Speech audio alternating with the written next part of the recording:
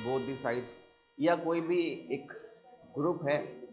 हाँ, अगर power equilibrium disturb हो जाता है तो वापस इक्विलिब्रियम लाने के लिए आपने देखा था कि अगर पावर का एक इक्विलिब्रियम होता है, सारे जो लोग होते हैं वो एक ही समान लेवल पे होते हैं, और उस इक्विलिब्रियम को दोबारा से बनाने के लिए जो बाकी के लोग होते हैं वो दो काम कर सकते हैं, या तो अपनी क्षमता बढ़ाएं, कैपेबिलिटी बढ़ा लें, या अलायंस बना लें, ग्रुप बना लें। यही आपने कल देखा था, ठीक है।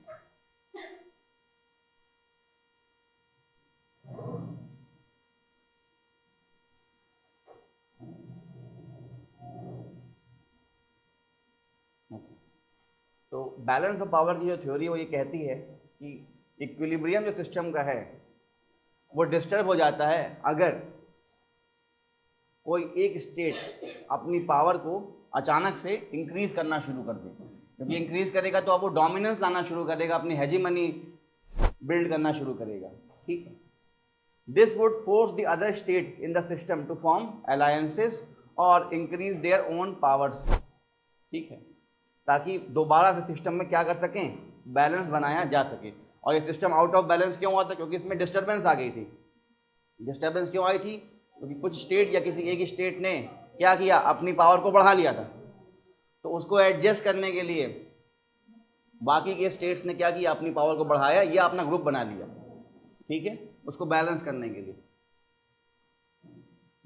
बैलेंस ऑफ पावर से एक मिलता जुलता टर्म आता है, बैलेंस ऑफ टेरर। टेरर समझते हो क्या होता है? दहशत, हाँ। तो in balance of terror one state actor जान गए, ठीक है, credibly threatens another state actor with destruction, ठीक है। जैसे अभी आपने देखा था कोल्ड वॉर में यूएस और यूएसएसआर ये दोनों ही दूसरे क्या कर रहे थे, थ्रेटन कर रहे थे, अपनी अपनी क्षमता को बढ़ा के, कैपेसिटी को बढ़ा के, आर्म्स रेस करके, न्यूक्लियर आर्म्स रेस करके, स्पेस रेस करके, एस्पायनेज करके, स्पाइंग करके, स्पाइंग एस्पायनेज देखा था आपने, ठीक है, जासूसी करते थे, ठीक है, और एक दूसरे को कहीं ना कहीं डरा रहे थे, क्या करके, न्यूक्लियर न्यूक्लियर डेटेरेंस। अभी मैं आपको समझाऊंगा इसका मतलब क्या होता है। वैसे आप क्या जानते हैं इसका मतलब क्या होता है? डेटेरेंस का मतलब ये किसी को डराना, ठीक है ना।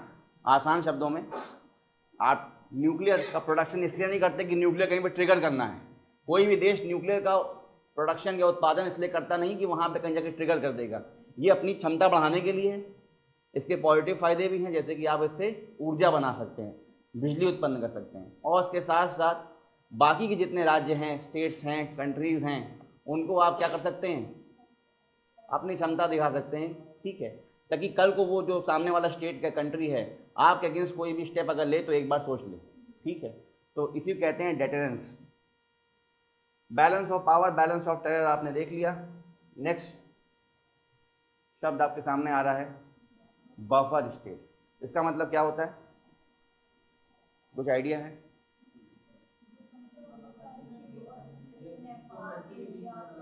नेपाल, इंडिया, चाइना, हाँ। और क्या होता है बफर का मतलब? एग्जाम्पल दे दिया आपने, ठीक है, अच्छी बात है। और क्या आवश्यकता पड़ती है बफर की?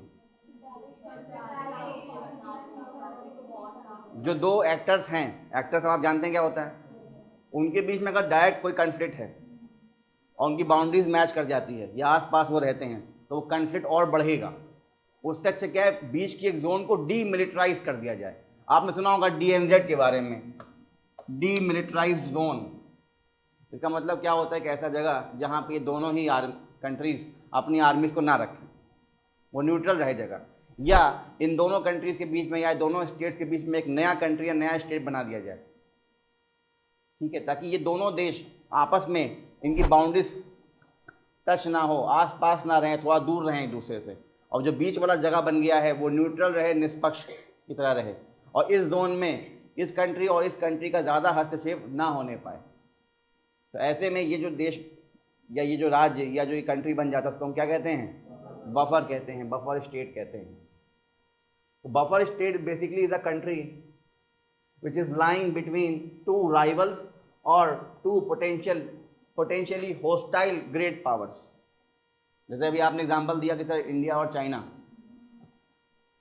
तो हम ये तो साफ साफ कह सकते हैं नहीं कि वी आर फ्रेंड्स, ठीक है ना। हाँ, हम एक दूसरे कहीं ना कहीं प्रतिद्वंदी हैं, we are opponents, we are competitors, हैं कि नहीं है। चाहे वो ट्रेड ले लीजिए, इकोनॉमिक ग्रोथ ले लीजिए, चाहे वो आइडियोलॉजी ले लीजिए, अलग अलग है हमारी, तो कहीं ना कहीं हम दोस्त तो हैं नहीं, वी आर अपोनेंट्स, राइवल्स और पावरफुल भी हैं।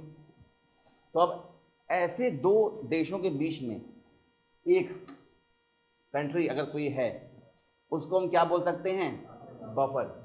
It's existence can sometimes be thought to prevent conflict between them. तो अगर दो कंट्रीज हैं ए और इधर बी, और इनके बीच में अगर कोई कंट्री है एक्स, ए और बी आपस में कन्फ्लिक्ट में है, विवाद में है, इनकी नहीं बनती, अपोनेंट हैं, एक दूसरे को ओवर पावर करना चाहते हैं, करते रहते हैं, और दोनों के पास ही अलग अलग शक्तियां हैं, ग्रेट पावर्स हैं दोनों। तो ऐसे में ये जो एक्स है ये करता क्या है, tries to prevent conflict between A and B. तो एक्स जितना बीच में मजबूत रहेगा उतना ज़्यादा ए और बी में कन्फ्लिक्ट नहीं होने पाएगा। अगर एक्स नहीं रहा, ए और बी ने इसको हथिया लिया, तो वापस ए और बी की बाउंड्रीज जो है वो यहाँ पे आके कोलाइड कर जाएंगी, मैच कर जाएंगी, और फिर यहाँ पे इनके बीच में हाँ कन्फ्लिक्ट, विवाद, लड़ाइयाँ शुरू हो जाएंगी। अ buffer state is sometimes a mutually agreed upon area. कई बार एक नया राज्य अगर नहीं भी है तो ए और बी कह सकते हैं कि ठीक है, जो बीच का हमारा कुछ ऐसा एरिया है, इस एरिया में हम इसको नो मैंस लैंड बना देते हैं, यहाँ पे ना हमारी आर्मी रहेगी ना ही लेट्स से आपकी आर्मी रहेगी, इसको हम डीमिलिटराइज कर देते हैं। डीमिलिटराइज मतलब, मिलिटराइज मतलब अपनी अपनी मिलिट्री लगा देना, आर्मी लगा देना, डीमिलिटराइज मतलब उसको रिवोक कर लेना, हटा लेना, ठीक है। तो कई बार ए और बी आपस में आपसी तालमेल से, आपसी सामंजस्य से म्यूचुअली एग्री कर सकते हैं कि कोई एक एरिया है जो इनके बीच में आता है, इन दो बड़े शक्तियों के बीच में जो एरिया आता है, इसको क्या कर दिया जाए, डीमिलिटराइज कर दिया जाए। किस सेंस में, in the sense of not hosting the military of either power, मतलब कोई भी देश अपनी मिलिट्री को इस जगह पे नहीं लगाएगा, दो it will usually have its own military forces. और कई बार क्या होता है, ऐसी जगह को बाद में एक ऑटोनॉमस रीजन डिक्लेयर करने की बात की जाती है, ताकि वो अपने आप परफॉर्म कर पाए, उसकी खुद की अपनी आर्मी हो जाए, या ए और बी उसमें हस्तक्षेप करें ही ना कभी भी, ठीक। लेकिन अगर कल को ए और बी में से किसी एक कंट्री ने उस बफर स्टेट पे दोबारा, या बफर रीजन पे, या डीमिलिटराइज जोन पे दोबारा कब्जा कर लिया, या इन्वेजन कर दिया उसका, अब दोबारा क्या होना शुरू हो जाएगा, कन्फ्लिक्ट फिर से शुरू हो जाएगा। The invasion of a buffer state by one of the power surrounding it, जैसे चाइना पे अगर चाइना ने अगर नेपाल को इन्वेट कर दिया तो इंडिया चुप बैठेगा क्या उस समय, नहीं। वैसे ही अगर इंडिया कर देगा तो चाइना भी डिस्प्यूट कुछ ना कुछ क्रिएट करेगा। तो अगर ऐसा हो गया कि बफर स्टेट का इन्वेजन कर दिया किसी एक कंट्री ने, तो it will result in war between the powers. अब ये दोनों कंट्रीज आपस में वापस कन्फ्लिक्ट में आ जाएंगी, विवाद में आ जाएंगी, एक लड़ाई ट्रिगर हो सकती है। बफर स्टेट अगर है, वो जितना ज़्यादा स्टेबल रहेगा, स्थिर रहेगा, शक्तिशाली रहेगा, उतना ज़्यादा इन दो शक्तियों में जो भिड़ाव है, कन्फ्लिक्ट है, वो कम से कम होगा।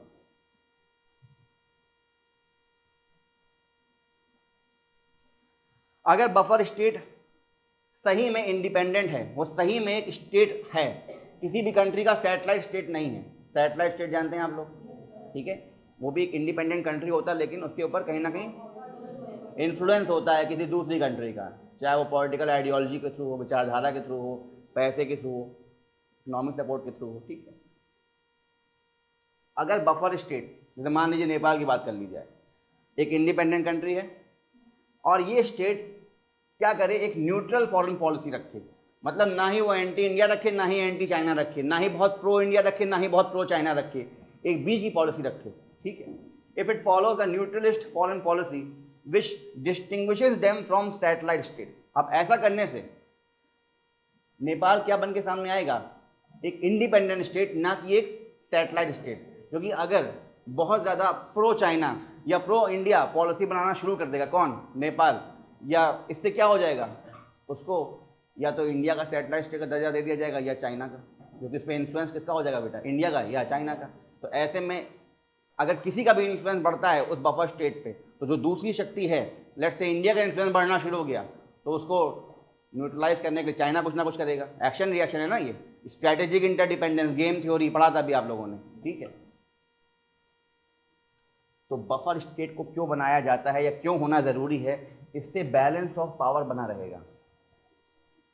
इंडिया और चाइना का जो बैलेंस है इस एशियन, साउथ एशियन रीजन में बना रहेगा अगर जो बफर कंट्रीज आसपास हमारे हैं वो स्ट्रांग रहें, वो न्यूट्रल रहें, वो निष्पक्ष रहें।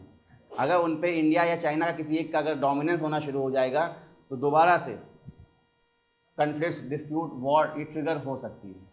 बफर स्टेट्स जितने ज़्यादा शक्तिशाली होंगे, स्थिर होंगे, स्टेबल होंगे, न्यूट्रल होंगे, उतना ज़्यादा अच्छे तरीके से बैलेंस ऑफ पावर बना रह पाएगा।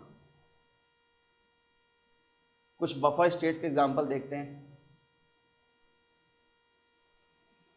मंचूरियन खाते हो? मंचूरियन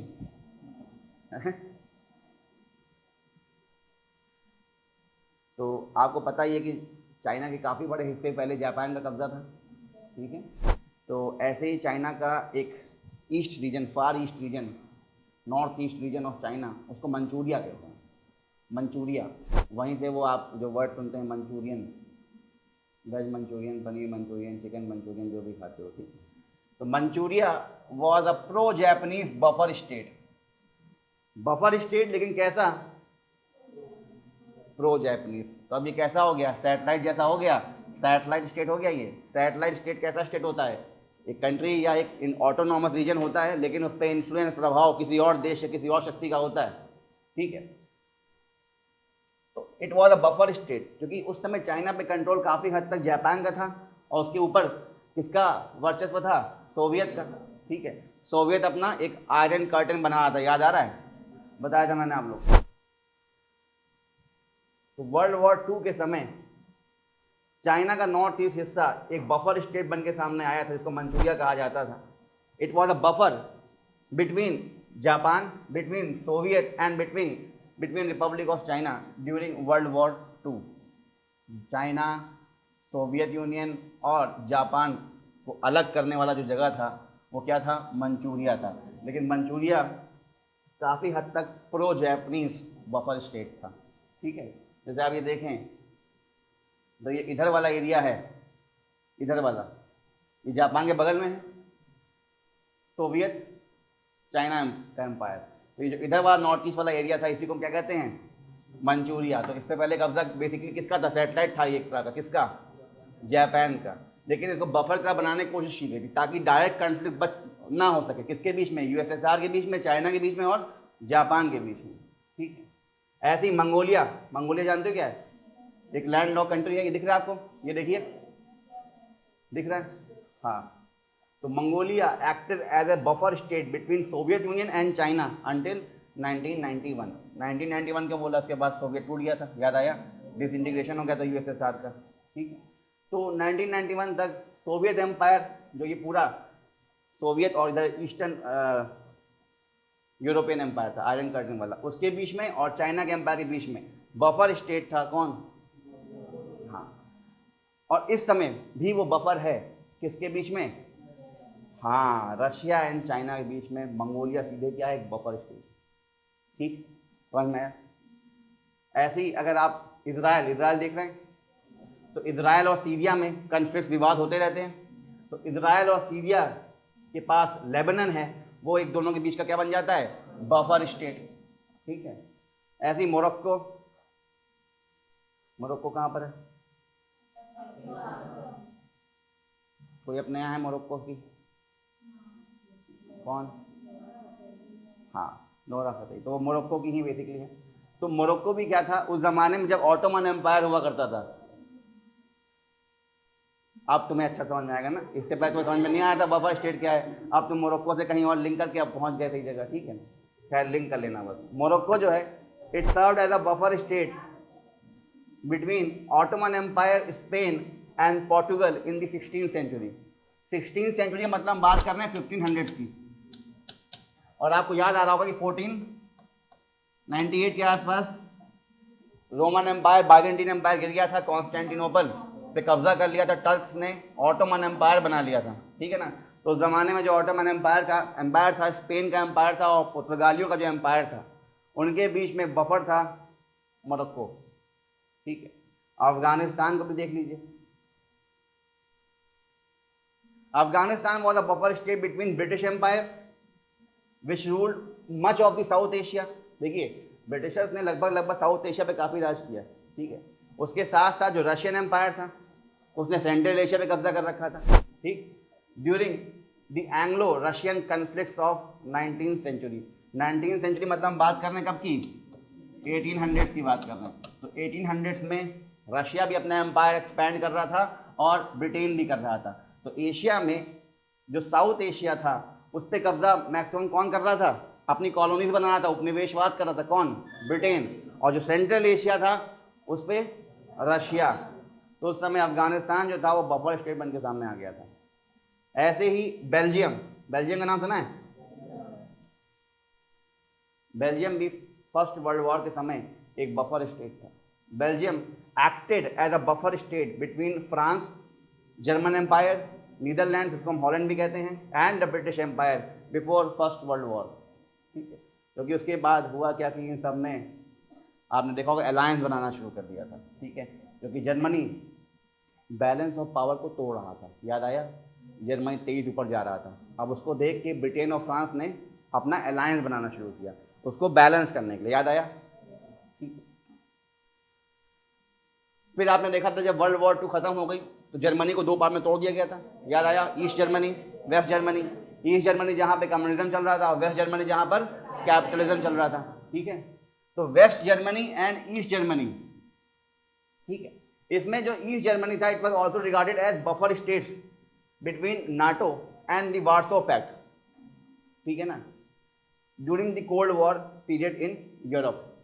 ठीक, तो अब ये जो 2 तरह से डिवाइड कर दिया गया था, तो आधा हिस्सा कौन लेके चला गया था, सोवियत, और बाकी कौन लेके चला गया था, हाँ, तो वो वाला हिस्सा नाटो तरफ चला गया, तो ये वाला हिस्सा कहाँ जा रहा था, वार्सो पैक्ट की तरफ। ऐसे ही स्विट्जरलैंड, ये भी buffer state between Italy, Austria, France, Germany and other state powers in the medieval and modern Europe.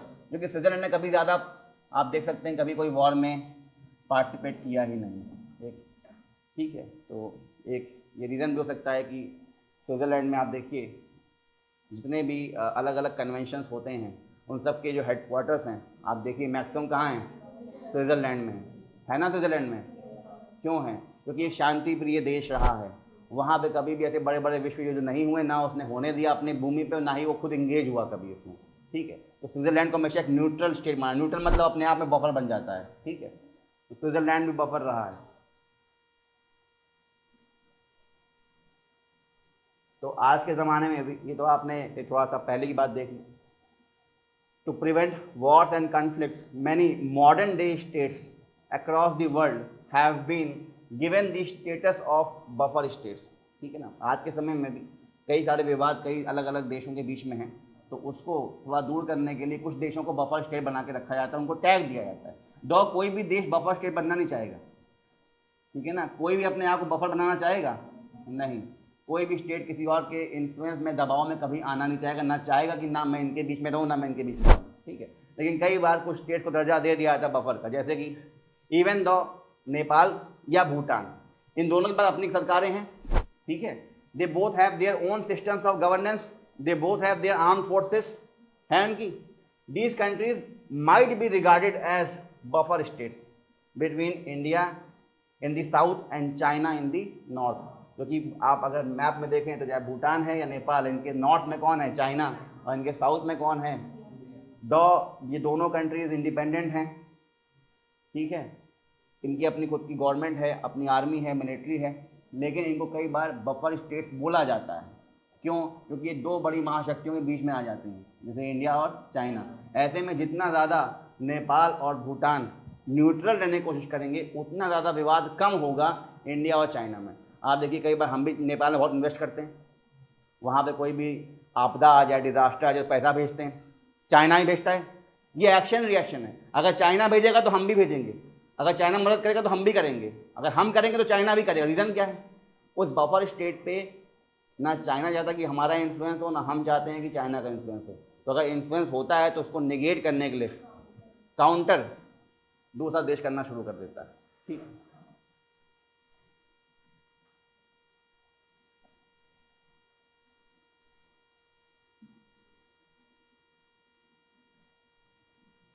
तो देखिए आज का जो जियो पॉलिटिकल सिनारियो चल रहा है, आई होप आप ये वर्ड आप जानते हैं, जियो पॉलिटिकल। बताया था मैंने आपको स्टार्टिंग में, क्या होता है ये? How geography affects world polity. Geography मतलब लैंडस्केप, वेदर कंडीशंस, ठीक है, हिस्टोरिकल बैकग्राउंड भी आप मान सकते हैं, और उसके साथ साथ ह्यूमन ज्योग्राफी, लोग, विचारधाराएं, थिंकिंग, ठीक है। तो उससे किस तरह से पॉलिटिक्स जो through out the world affect होती है, उसको हम क्या कहते हैं, उस स्टडी को जियो पॉलिटिक्स कहते हैं। ठीक है, तो अभी का जो जियो पॉलिटिकल वर्ल्ड सिनारियो चल रहा है वो काफ़ी कॉम्प्लेक्स है। Buffer states serve an important role by keeping warring fractions at a safe distance from each other. तो आज के ज़माने में जहाँ पे कई सारी कॉम्प्लिकेशन बढ़ते चले जा रहे हैं, बफर स्टेट्स का रोल ज़्यादा प्रोमिनेंट हो गया, क्योंकि ये करते क्या हैं, कहीं ना कहीं ये दो कन्फ्लिक्टिंग कंट्रीज़ को थोड़ा सा बीच में डिस्टेंस रखते हैं बना के। ठीक है, राइवल पावर्स जो हैं, जो आपस में कॉम्पिटिटर्स हैं, ओपोनेंट हैं या दुश्मन हैं, they cannot, rival powers that cannot trust each other. जैसे मान लीजिए इंडिया ना चाइना पे ट्रस्ट करे और चाइना ना ही इंडिया पे ट्रस्ट करे। अगर आप किसी को ट्रस्ट नहीं कर सकते तो उसके आप आस पास नहीं रह सकते, और अगर आस पास रहेंगे तो क्या होगा, विवाद ही होगा। ठीक है, तो rival powers that cannot trust each other and live side by side are provided space to breathe by these buffer states. ठीक है ना, जैसे इंडिया चाइना है या ऐसे कोई भी कंट्रीज़ हैं जहाँ जहाँ ये दिक्कतें हैं, अगर वो दोनों अपोनेंट्स आस पास रहेंगे तो उससे क्या होगा, विवाद और बढ़ेगा। आप अपने घर में ही देख लीजिए, सबके घरों में कुछ ना कुछ दिक्कतें होती हैं। देखो हर जगह कुछ लोग ऐसे होते हैं जिनकी अंडरस्टैंडिंग जल्दी बन जाती है, किसी की नहीं बनती। तो आप अपने परिवार में देखिए, कुछ लोग ऐसे होंगे जो आपस में एक दूसरे का चेहरा कम से कम देखना चाहेंगे। उनको तुम एक कमरे बंद कर दो और अब तुम देखो तुम्हारे घर में क्या होता है, हाहाकार मचा देंगे घर में। वो जो तुम चैन से पढ़ पा रहे हो, काम कर पा रहे हो, नहीं हो पाएगा। ऐसे में क्या है, या तो बंटवारा कर दिया जाए, तुम पहले फ्लोर पे रहा करो, तुम नीचे फ्लोर पे रहा करो, तुम उस कमरे में बंद रहो, या तुम ये मकान ही छोड़ो, तुम कहीं और जगह रहो। इसका मतलब क्या है, आप ये दो राइवल्स में थोड़ा डिस्टेंस बनाना चाहते हैं, ताकि ये जो रोज़ रोज़ कॉन्फ्लिक्ट हो रहा है और उसकी वजह से जो माहौल ख़राब हो रहा है वो कम से कम हो। यही बेटा यहाँ होता है कि जो दो राइवल्स हैं जो आपस में ट्रस्ट करते हैं नहीं एक दूसरे पे, आपस में अपोनेंट हैं, और वो अगर एक साथ रह रहे हैं तो दिक्कत होगी।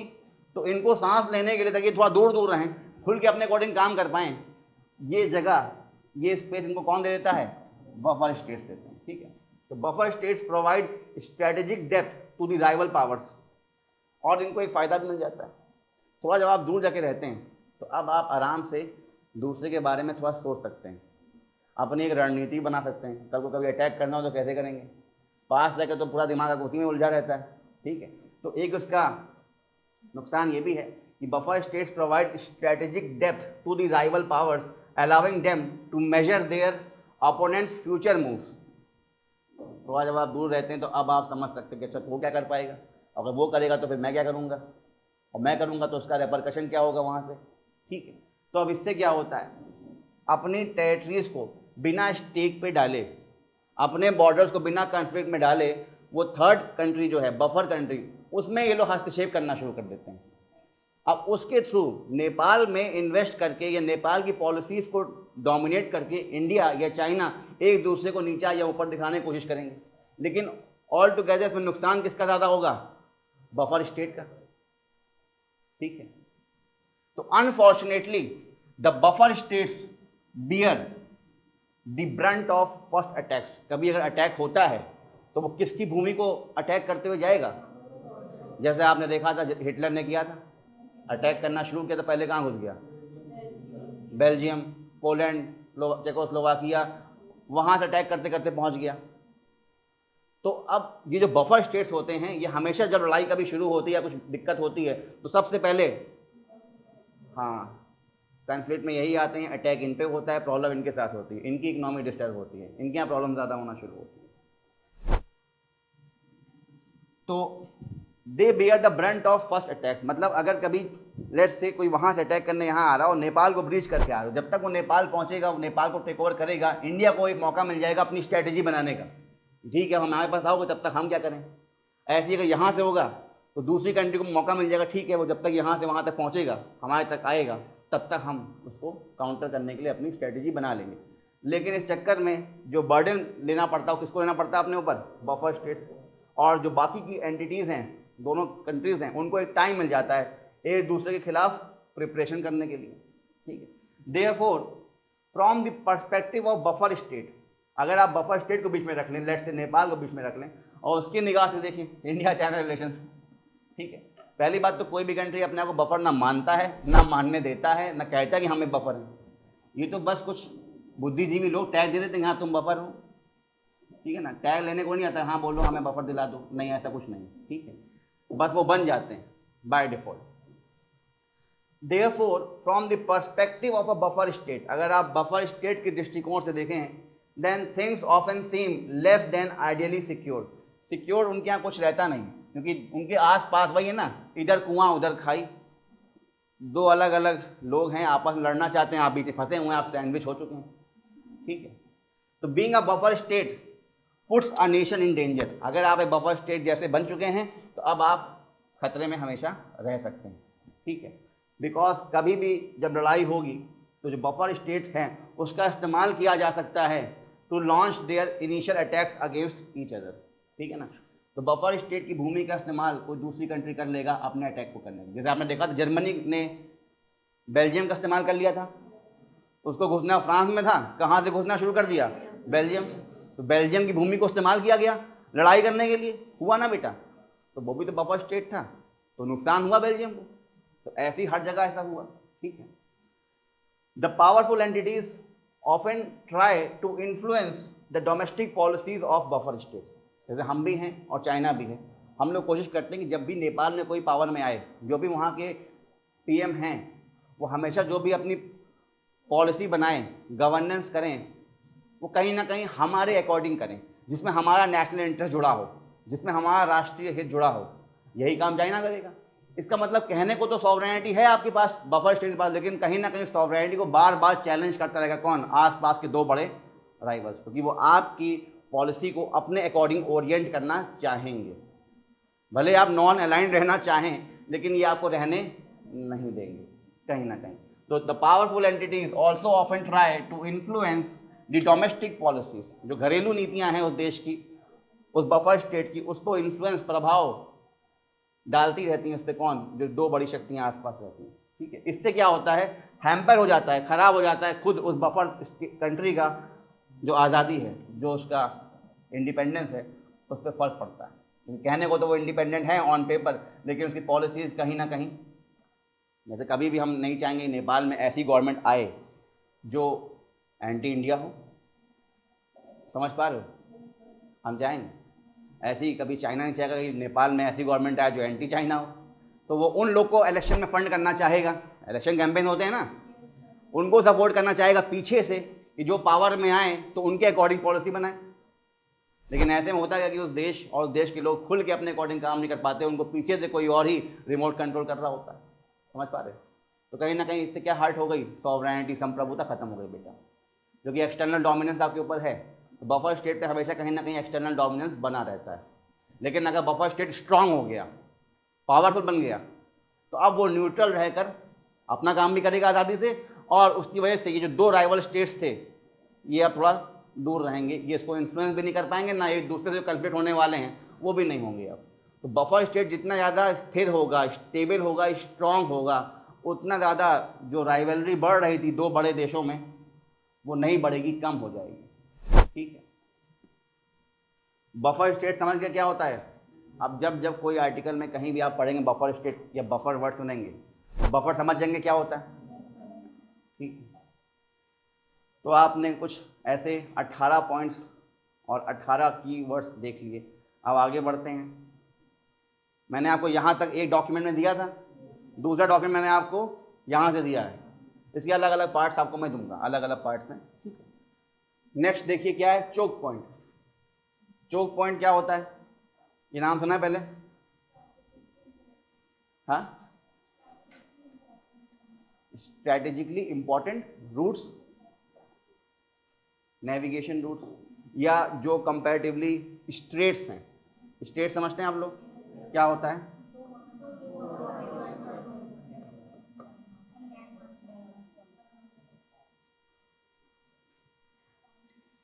क्या हम कह सकते हैं एक नैरो वाटर बॉडी जो दो बड़े वाटर बॉडी कनेक्ट करता है उसको हम स्टेट बोलें, ठीक है ना? यही बोलोगे ना या कुछ और बोलोगे? क्या कहते हैं स्टेट की डेफिनेशन क्या होती है? ज्योग्राफी धुरंधर बताएंगे मुझे, क्या यही होती है ना? धुरंधर मैं हूँ या आप हैं? आप बताइए अच्छी डेफिनेशन, मैं तो काम चलाओ बता दी। इस्टमस क्या होता है?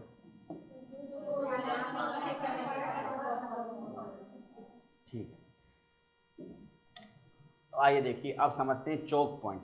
चोक मतलब समझते हो क्या होता है? गला दबाना।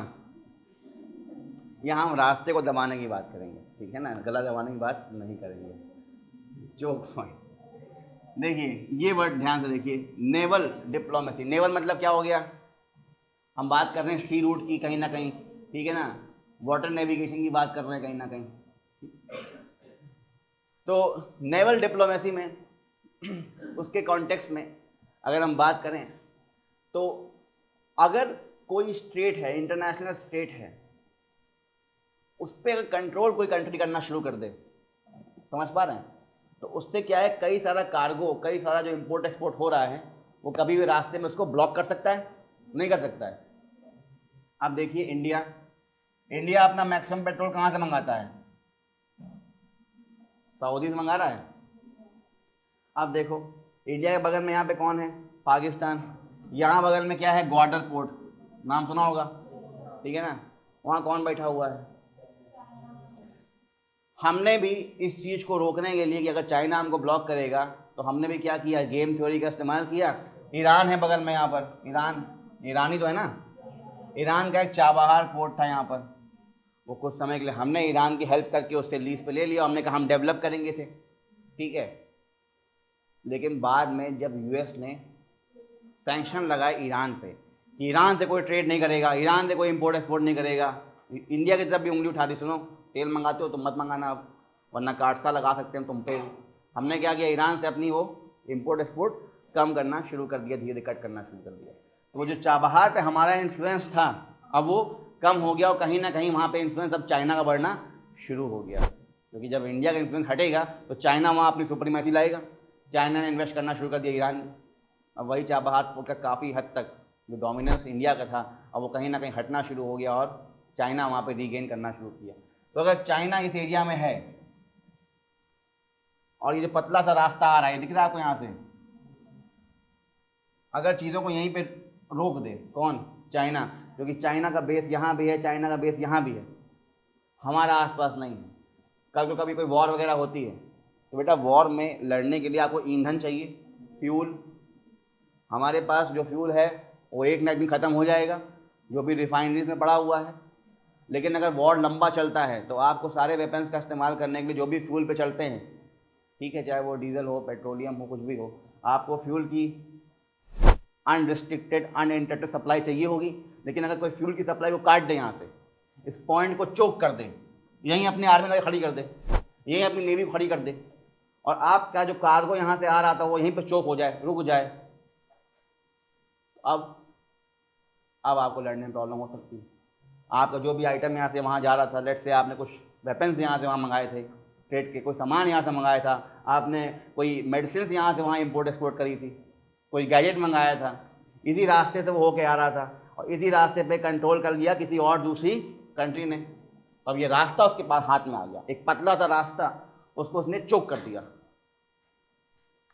समझ पा रहे? तो इसे हम क्या कहते हैं ऐसे रास्तों को? Choke point. और वो भी स्पेशली या strictly in context to naval diplomacy कहते हैं, मतलब पानी के रास्तों को, जो ऐसे पतले पतले स्ट्रेट्स होते हैं जिनको ब्लॉक किया जा सकता है, ठीक है। और इससे क्या होगा? इफेक्ट हो जाएगा, थ्रेट में आ जाएगा क्या? आपका जो भी कमर्शियल ट्रांजिट है, मतलब जो भी बड़े बड़े कार्गोस आ रहे हैं, बड़े बड़े कंटेनर्स, शिप्स आ रहे हैं जिसमें हो सकता है ईंधन हो, फ्यूल हो, बाकी के सामान हो, वेपन्स हो, कुछ भी हो, उनको वहीं पे कोई दूसरी कंट्री या उसकी आर्मी ब्लॉक कर सकती है और आप तक पहुँचने देने से रोक सकती है। आप तक सप्लाईज पहुँच नहीं पाएगी और बिना सप्लाईज के आप आगे कोई भी जंग या युद्ध लड़ रहे हैं वो कर नहीं पाएंगे, ठीक है। तो इंडियन ओशन आप जानते ही हैं, ठीक है। तो ये आपका इंडियन ओशन वाला रीजन है और यहाँ पे कई सारे ऐसे चोक पॉइंट्स हैं, मतलब स्ट्रेट्स हैं। स्ट्रेट्स आप जानते हैं जो दो बड़ी वाटर बॉडी को सेपरेट करने वाली एक वाटर बॉडी, ठीक है। तो यहाँ पे क्या है, स्ट्रेट ऑफ हॉर्मुज। यहाँ पे क्या है, स्ट्रेट ऑफ बाबल मंडप। मलक्का कहाँ पर है, ये वाला स्ट्रेट ऑफ मलक्का। ये प्रॉब्लम होती थी इसके साथ भी, चाइना के साथ भी। भाई चाइना भी तो यहीं से मंगा रहा है और ऐसे घूम के जाएगा। चाइना ने कहा क्या ज़रूरत इतना घूम के आने की, क्यों ना हम यहीं से यहीं और यहीं से यहीं कर लें। सीपेक बनाया इसलिए जा रहा है, ठीक है ना, कि चाइना की जो, क्योंकि यहाँ पे इंडिया भी तो चोक कर सकता है भाई। अंडमान निकोबार है ना यहाँ पे, हम यहीं मलक्का को चोक कर देंगे, चाइना का सामान हम भी रोक देंगे यहाँ से। तो चाइना के पास अलग अलग रास्ते हैं, वो यहाँ से भी काम कर सकता है, अब वो यहाँ हमारे लिए चोक कर देगा, ठीक है। तो इस तरह से कई सारे पॉइंट्स हैं। ऐसे ही श्रीलंका में भी है ऐसे कई सारे पॉइंट्स। ये आप पूरा देखिए, ये जो ओशियाना वाला रीजन है पूरा, यहाँ पर भी कई सारे ऐसे छोटे छोटे चोक पॉइंट्स हैं। चोक पॉइंट मतलब एक पतला पानी का रास्ता है जहाँ से शिप्स निकलती हैं, ठीक है। वहाँ पे दूसरी कंट्री अपना इन्फ्लुएंस बनाकर उस जगह को फॉर टाइम बिंग कैप्चर कर सकता है, अपने अकॉर्डिंग उस ट्रांजिट को मोल्ड कर सकता है, ठीक है। तो इस तरह के कई सारे, जैसे यहाँ मोज़ैम्बिक चैनल है, कई सारे यहाँ पर ऐसे चोक पॉइंट्स हैं, ठीक है। तो Indian Ocean has some of the world's most important choke points. इनमें से कुछ इंपॉर्टेंट जैसे state of Hormuz, state of Malacca, state of Bab el Mandeb, ठीक है। These choke points are strategically important for global trade, क्योंकि यहाँ से maximum trade व्यापार होता है। देखो मैक्सिमम व्यापार जो होता है वो सी रूट के थ्रू ही होता है, पहले से हो रहा है, अब भी हो रहा है, ठीक है। जो बड़े बड़े कंटेनर्स आते हैं वो आपके हवाई जहाज़ से नहीं आते हैं, ना ही लैंड रूट से आते हैं। हाँ, मल्टी मॉडल टेक्नोलॉजी का इस्तेमाल होता है। मल्टी मॉडल का मतलब क्या होता है कि जहाँ तक हो सके आप इस्तेमाल करें अलग अलग क्या रूट्स का, लैंड रूट, एयर रूट, सी रूट। लैंड में भी आपका रेल रूट भी हो गया, रोडवेज भी हो गया, सी रूट में, वाटर रूट में भी आपका हो गया इनलैंड वाटरवे, और उसके साथ साथ सी रूट भी हो गया, और कहीं ज़रूरत पड़ी तो एयर रूट, ठीक है।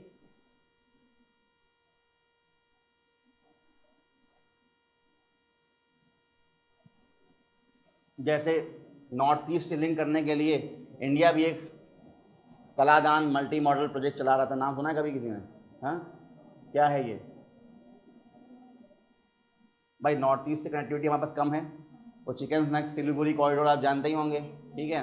वो भी एक तरह का लैंड वाला चोक पॉइंट है, जो चाइना हमेशा वहाँ इन्फ्लुएंस बनाए रहता है। अगर उस तक चाइना ने कैप्चर कर लिया तो हम यहाँ, ये देखिए इधर कट हो जाएंगे ना अपने नॉर्थ ईस्ट से, ठीक है ना। अब नॉर्थ ईस्ट में कम्युनिकेशन बनाए रखने के लिए, नॉर्थ ईस्ट में डेवलपमेंट बनाए रखने के लिए, नॉर्थ ईस्ट को एक्सेस करने के लिए हमारे पास एक वैकल्पिक रास्ता होना चाहिए, एक ऑल्टरनेटिव रूट होना चाहिए। तो उसी ऑल्टरनेटिव रूट का इस्तेमाल हुआ है। कैसे कि यहाँ से हम लेट्स से कोलकाता से सी रूट का इस्तेमाल करें, कहाँ पहुँच जाएँ? म्यांमार पहुँच जाएँ। म्यांमार पहुँचने के बाद म्यांमार की जो नदियाँ हैं उनकी वाटरवेज का इस्तेमाल करें, उसमें अपने कार्गो को लोड कर दें, और वहाँ से पहुँचे कहाँ तक? अपने मिज़ोरम तक। मिज़ोरम क्या है, बगल लगा हुआ है ना, वहाँ पहुँच के वापस अब मिज़ोरम की जो हाईवे है उसका इस्तेमाल करें, और पूरे नॉर्थ ईस्ट तक जो भी सामान पहुँचाना है, लेट्स से हमें मेडिसिन पहुँचानी है, वहाँ पर कोई एपरेटस पहुँचाना है, ऑक्सीजन सिलेंडर पहुँचाना है, ठीक है ना, कोई डेवलपमेंट करना है, और वो पॉसिबल मान लीजिए वहाँ से नहीं हो पा रहा है लैंड रूट से, तो हम क्या कर सकते हैं? सीधे वेस्ट बंगाल, कोलकाता, वहाँ का जो भी डॉक यार्ड है, जो भी वहाँ पे यार्ड्स हैं, वहाँ पर शिप्स के थ्रू सामान को, कंटेनर को बे ऑफ बंगाल के थ्रू होते हुए कहाँ ले जाएंगे? म्यांमार। और म्यांमार वहाँ पहुँचने के बाद वहाँ की जो भी रूट्स हैं, जैसे कि हाईवेज हैं वो, प्लस वाटरवेज जो नदियाँ हैं, उसका भी इस्तेमाल करेंगे सामान को शिप्स के थ्रू, बोट्स के थ्रू और रोडवेज के थ्रू कहाँ ले जाएंगे? जो हमारा बॉर्डर लगता है किसका, जैसे कि मिजोरम वगैरह का, मणिपुर वगैरह का, सीधे अंदर एंटर कर जाएंगे। तो हमने यहाँ पे क्या यूज़ किया? अलग अलग रूट्स का। पहले सी रूट का इस्तेमाल किया, बे ऑफ बंगाल से होते हुए गए, फिर वहाँ हाईवे का इस्तेमाल किया, नदी का इस्तेमाल किया, वाटरवे, इंडियन वाटरवे, और अपने यहाँ एंटर करने के बाद नॉर्थ ईस्ट में दोबारा से रोडवेज का। तो आपने एक ओशियन सी रूट का इस्तेमाल किया, हाईवे का इस्तेमाल किया, इनलैंड वाटरवे का इस्तेमाल किया एक जगह पहुँचने के लिए। तो एक जगह पहुँचने के जब आप अलग अलग रूट्स का इस्तेमाल करते हैं, उसको हम कहते हैं मल्टी मॉडल ट्रांजिट मॉडल, ठीक है। दीज चोक पॉइंट्स जो होते हैं यहाँ पर, these are strategically important for global trade, क्योंकि यहाँ से जनरली क्या होता है? मैक्सिमम एनर्जी फ्लो हो रहा है। क्योंकि बेटे कंट्रीज कौन सी हैं? गल्फ है ना, ओपेक कंट्रीज हैं, गल्फ कंट्रीज हैं, ऑयल प्रोड्यूसिंग एक्सपोर्टिंग कंट्रीज हैं। जनरली यहीं से ज़्यादा मैक्सिमम क्या होता है? ऑयल प्रोड्यूस होता है, तो इसी वजह से तो ट्रांसफ़र होगा ना ऑयल ज़्यादा। इसीलिए ऐसे चोक पॉइंट्स को सिक्योर करना बहुत ज़रूरी है। अगर नहीं सिक्योर किया गया और कोई एक कंट्रीज पे अपनी डोमिनेंस ले आएगी, तो अब वो सारे ये जो ट्रेड हो रहे हैं, सामान आ रहा है, जा रहा है, एनर्जी, फ्यूल, क्रूड ऑयल आ रहा है जा रहा है, उसको रोक देगा। ठीक है,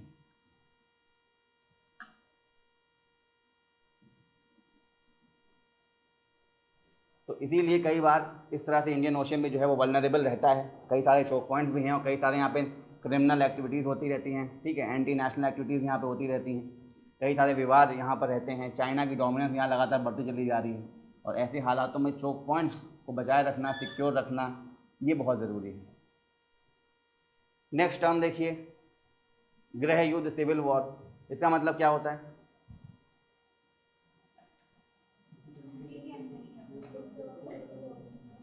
इंटरनल डिस्टर्बेंस और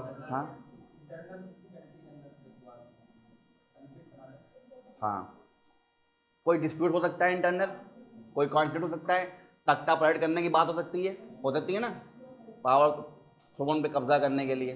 ठीक है, तो जब देश के अंदर जो विवाद होना शुरू हो जाए, देश की पॉलिटिकल कंट्रोल को अपने हाथ में लेने के लिए अलग अलग ग्रुप्स आपस में स्ट्रगल, वॉर करना शुरू कर दें।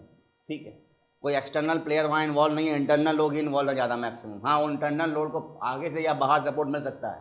ठीक है, तो इसको हम क्या कहते हैं? Civil war. ये विद इन द नेशन होती, विद इन द कंट्री होती। ठीक है,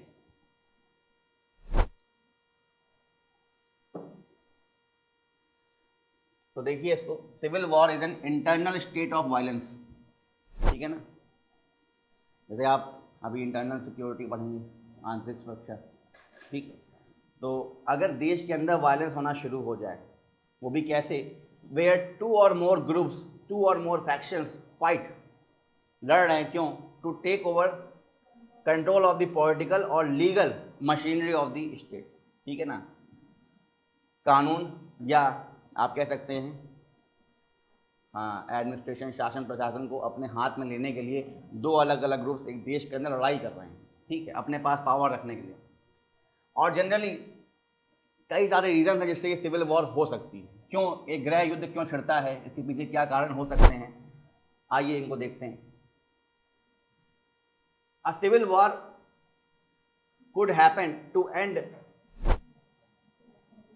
आप ये बताओ, इंडिया में था कॉलोनिज्म, उपनिवेशवाद था कि नहीं था? We were a colony of Britain, ये बात फैक्ट है। तो अब मैंने कहा कि खुद उपनिवेशवाद ही अपने आप में एक रीज़न हो सकता है कॉलोनिज्म के अगेंस्ट फाइट करने के लिए, कॉलोनिज्म को ख़त्म करने के लिए भी देश के अंदर गृह युद्ध हो सकता है। अब ये बात कहना कितना उचित है बताओ? क्योंकि देखिए, अगर कॉलोनिज्म है तो ज़रूरी नहीं कि देश के सारे लोग उसके अगेंस्ट, कुछ लोग सपोर्ट भी तो करेंगे। आप अपना इंडिया ही देखो, इंडिया में भी ऐसे कई लोग थे जो ब्रिटिशर का सपोर्ट कर रहे थे। अरे वो ठीक है, वो तो कांग्रेस का फैक्शन हो गया, मॉडरेट एक्सट्रीमिस्ट। लेकिन उसके अलावा भी देखिए, कई सारे ऐसे प्रिंसली स्टेट्स थे, कई सारे ऐसे रियासतें थीं, कई सारे ऐसे राजाएँ थे जो थे, वो जानते थे कि नहीं यार, ऐसा ना हो ब्रिटिशर चले जाए तो जो यहाँ के लोकल लोग हैं, जो मासेस हैं, वो अगर गवर्नमेंट बना लेंगे तो कल को हमको ही निकाल देंगे, बाहर कर देंगे यहाँ से। तो जो पावर्स अभी हम एंजॉय कर पा रहे हैं ब्रिटिश शासन में, वो कल को अपने लोगों की सरकार में नहीं कर पाएंगे। तो इससे अच्छा उपनिवेशवाद बना रहे, कॉलोनी इंडिया बना रहे, वो ज़्यादा अच्छा है। तो उनसे लड़ने के लिए बाकी के जो लोग थे, जिनको देश की इंडिपेंडेंस चाहिए थी, वो आपस में भी लड़ सकते हैं। क्या ख़त्म करने के लिए देश से? कॉलोनिज्म। ठीक है, तो एक रीज़न ये हो सकता है, a civil war could happen to end colonialism, that is to break away from a state and lastly to achieve a reunion of separated states. ठीक, in case of colonialism there could be a civil war. ठीक है, एक तरीका ये कि अगर देश में लड़ाई हो रही है क्या खत्म करने के लिए, कॉलोनिज्म, तो भी क्या होगा? गृह युद्ध। या देश में मान लीजिए अलगाववाद जैसी सिचुएशन आ गई है, सेपरेटिस्ट आइडियोलॉजी, सेसेशनिस्ट आइडियोलॉजी, अलगाववाद उत्पन्न हो रहा है और अब जो देश के गुट हैं वो एक साथ अलग अलग रहना चाहते हैं, उनको अलग अलग देश चाहिए। ठीक है, means to break away from a state. ठीक है, उस देश से अलग होना। एंड लास्टली, जैसे मान लीजिए आपने देखा होगा बाल्कनाइजेशन वगैरह हो रहा था, तो उसके लिए भी पूरे बाल्कन पेनिनसुला में क्या हुआ होगा? गृह युद्ध हुआ होगा, आपस सब लड़ रहे होंगे, फिर अलग अलग कंट्रीज बन गई, यही हुआ ना। तो आपस में क्या हुआ? सिविल वॉर हुई, गृह युद्ध हुआ। और आखिरी में क्या हो सकता है? Lastly to achieve a reunion of separated states. और कल को मान लीजिए जो अलगाव हो गया, और कल को जब लोग हैं वापस चाहते हैं कि नहीं यार हम अलग अलग हो गए हैं, अब हमें वापस एक हो जाना चाहिए। कुछ लोग चाहते हैं, कुछ लोग नहीं चाहते होंगे। तो जो लोग चाहते हैं वो अपना अलग से ग्रुप बनाएंगे, फैक्शन बनाएंगे, और अब वापस से एक गृह युद्ध शुरू होगा। क्या करने के लिए? कि जो अलग अलग चीज़ें हो चुकी हैं उनको यूनिफाई करने के लिए, यूनिफिकेशन करने के लिए दोबारा से एक गृह युद्ध होगा। उसका रिजल्ट चाहे कुछ भी हो, चाहे वो यूनिफिकेशन हो पाए या ना हो पाए, लेकिन मोटो क्या होगा? अखंड देश बनाने का। हम कहते हैं ना अखंड भारत, तो अखंड भारत बनाने के लिए आपको यूनिफाई करना पड़ेगा। हुआ था ना हमारे यहाँ 565 प्रिंसली स्टेट्स का इंटीग्रेशन, हुआ था कि नहीं हुआ था? ठीक है, तो अगर इस तरह का मान लीजिए विभाजन हो जाए, अलग अलग सब लोग हो जाए और दोबारा से एक करना हो, तो एक करने के लिए भी एक गृह युद्ध होगा, जिसमें अलग अलग लोग लड़ेंगे कि नहीं हमें एक होना है, और कुछ लोग अलग होने के लिए लड़ेंगे यानी हमें अलग होना है, और कुछ लोग एक देश में जो किसी और कंट्री का रूल है उसको ख़त्म करने के लिए भी आपस में लड़ेंगे, गृह युद्ध, सिविल वॉर। इन 3 कारणों से सिविल वॉर हो सकता है। तो मैंने आपको ये 3 ब्रॉड रीज़न समझाए। पहला रीज़न क्या है? इसको ख़त्म करने के लिए। दूसरा रीज़न क्या है? मेन कंट्री से अलग होकर दूसरी कंट्री बनाने के लिए, या जो अलग अलग कंट्रीज थी उनको दोबारा से यूनिफाई करने के लिए, रीयूनियन करने के लिए। इन 3 तरीक़ों से सिविल वॉर हो सकता है। अब मान लीजिए हम बात कर रहे हैं इसकी, क्या है ये, क्या होता है? एक कंट्री ए है, एक कंट्री बी है। हाँ, तो एक कंट्री दूसरी कंट्री को के पॉलिटिकल पावर को कैप्चर करना चाहेगी, उसकी राजनीति अपने हाथ लेना चाहेगी, उसकी इकोनॉमी अपने हाथ लेना चाहेगी, और मीनवाइल क्या करना चाहेगी? यहाँ से ड्रेन ऑफ वेल्थ करना चाहेगी, धन की निकासी, ताकि अपने आप को समृद्ध कर सकें, प्रॉस्पेरस कर सकें। और मीनवाइल इस देश का चाहे कुछ भी उनको मतलब नहीं, ठीक है ना? ये है यूके, इंडिया, यही हुआ था, ठीक है। तो अब इंडिया से कॉलोनियलिज्म ख़त्म करने के लिए, हटाने के लिए भी एक गृह युद्ध हुआ था, और ऐसे भी गृह युद्ध हर जगह होंगे। तो there could be a civil war when, ये ऐसा कब होगा? जब हाँ, ऐसा तब होगा जब some people in a colony they favour an end to end colonialism. जैसे मैंने कहा ना, देश हमारे कुछ लोग थे जो चाहते थे कि ब्रिटेन यहाँ पे रहे, जो चाहते थे कि ब्रिटेन के हाथ में इंडिया रहे, इंडिया हमेशा एक कॉलोनी बन के रहे ब्रिटेन की। क्यों? क्योंकि वो लोग ब्रिटेन के साथ लॉयल थे, और इन रिटर्न ब्रिटेन उनको कई प्रकार के प्रिविलेजेस, विशेषाधिकार, पावर्स दे रहा था। और उनको पता था कि अगर ब्रिटेन चला जाएगा यहाँ से, तो जो ये स्पेशल राइट्स, प्रिविलेजेस हमारे पास हैं वो हमारे पास नहीं रहेंगे, ठीक है। तो ऐसा हो सकता है कि एक देश में कुछ लोग ऐसे हों जो फेवर में हों, किसके? हाँ, while a significant intense to support colonial rule, कुछ खत्म करना चाहेंगे कॉलोनियलिज्म को और कुछ सपोर्ट करना चाहेंगे। क्यों? For the fear that anti colonial insurgents could establish a political and economic order that may affect those people। इसका मतलब ये कि वो लोग जो कहीं ना कहीं सपोर्ट करते हैं किसको? कॉलोनियल रूल को, वो इस डर से सपोर्ट करते हैं कि ऐसा ना हो कि कल को जो हमारे यहाँ के एंटी कॉलोनियल लोग हैं, मतलब जो उग्रवाद कर रहे हैं या सो कॉल क्रांतिकारी हैं, और जब वो क्या करेंगे? देश को आज़ाद करा देंगे ब्रिटेन से, तो उसके बाद अब वो क्या स्थापित करना चाहेंगे? They could establish a political order, एक ऐसी राज व्यवस्था बना सकते हैं या एक ऐसी अर्थव्यवस्था का निर्माण कर सकते हैं जिससे ये लोग जो है वो संकट में आ जाएं, खतरे में आ जाएं। तो इस वजह से, इस डर से कुछ लोग फेवर करना चाह रहे थे, और फेवर कर भी रहे थे किसका? ब्रिटेन का। ये आपने देखा भी था कि नहीं देखा था? क्या सारे के सारे जो सो कॉल्ड इंडियंस थे वो सपोर्ट में थे फ्रीडम स्ट्रगल के? कुछ लोग नहीं थे ना, वो इसी डर से नहीं थे, ठीक। और एक और जो आपने रीज़न देखा है, जैसे कि एक कंट्री से टूट के अलग निकल जाना, सेपरेट हो जाना, इसके लिए भी एक लड़ाई हो सकती है। पाकिस्तान का सेपरेशन हुआ था, डायरेक्ट एक्शन हुआ था। डायरेक्ट एक्शन में क्या था? अपने ही लोगों ने अपने लोगों पर अटैक कर दिया था, अलग अलग ग्रुप्स थे। मेन इंटेंशन क्या था वहाँ पर? एक सेपरेट नेशन पाने का, ठीक है। तो अगर आपने भी देखा यहाँ पर, तो the idea to secede away from a state, आप एक देश से अलग हटके एक नया देश बनाना चाहते हैं, ठीक है। This may also lead to a civil war, इससे भी एक सिविल वॉर या गृह युद्ध या इंटरनल थ्रेट जिसको हम कहते हैं इंटरनल वॉर, वो छिड़ सकती है। और छिड़ी थी हमारे यहाँ भी, हुआ था, नहीं हुआ था क्या? गदर मूवी नहीं देखी हो? देखो ना, अपार्ट फ्रॉम हैंड पंप कई सारी चीज़ें उसमें सही थी। अब वो हैंड पंप उखड़ा कि नहीं उखड़ा मुझे नहीं पता था, लेकिन हाँ नुकसान बहुत हुआ था। अपने ही कई लोग आपस में एक दूसरे के खून के प्यासे हो गए थे।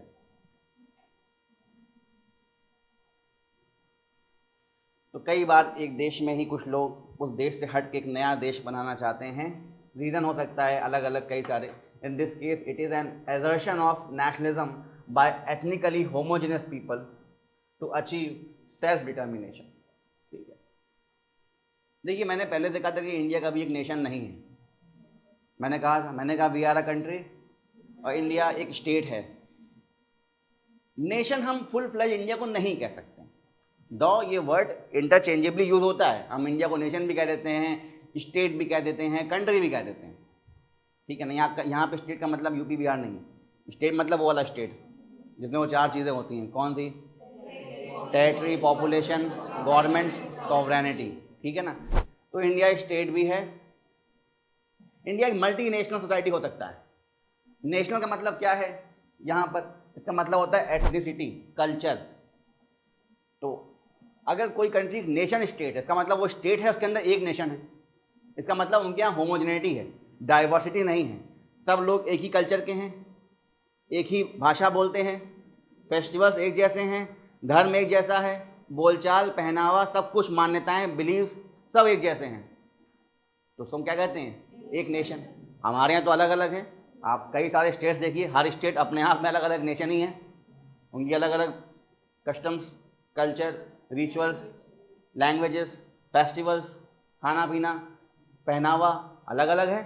ठीक है, तो ऐसे में कुछ लोग जो एक जैसे हैं वो बाकी लोग से आगे हटने के लिए, आगे बढ़ने के लिए, अपने आप को स्थापित करने के लिए उस बड़े ग्रुप से हटना चाह सकते हैं और कह सकते हैं हमें इंडिपेंडेंट होना है, तभी हम अपने आप को आगे निखर के ला पाएंगे।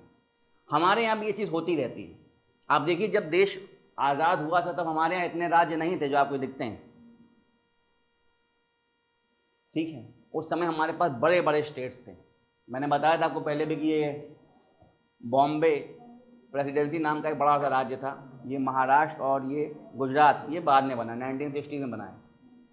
इसका मतलब क्या हुआ कि देश को आज़ाद हुए अभी कुछ ही एक ही साल हुआ था, 1948 से ही हमारे यहाँ नए राज्य की डिमांड्स आना शुरू हो गई थी।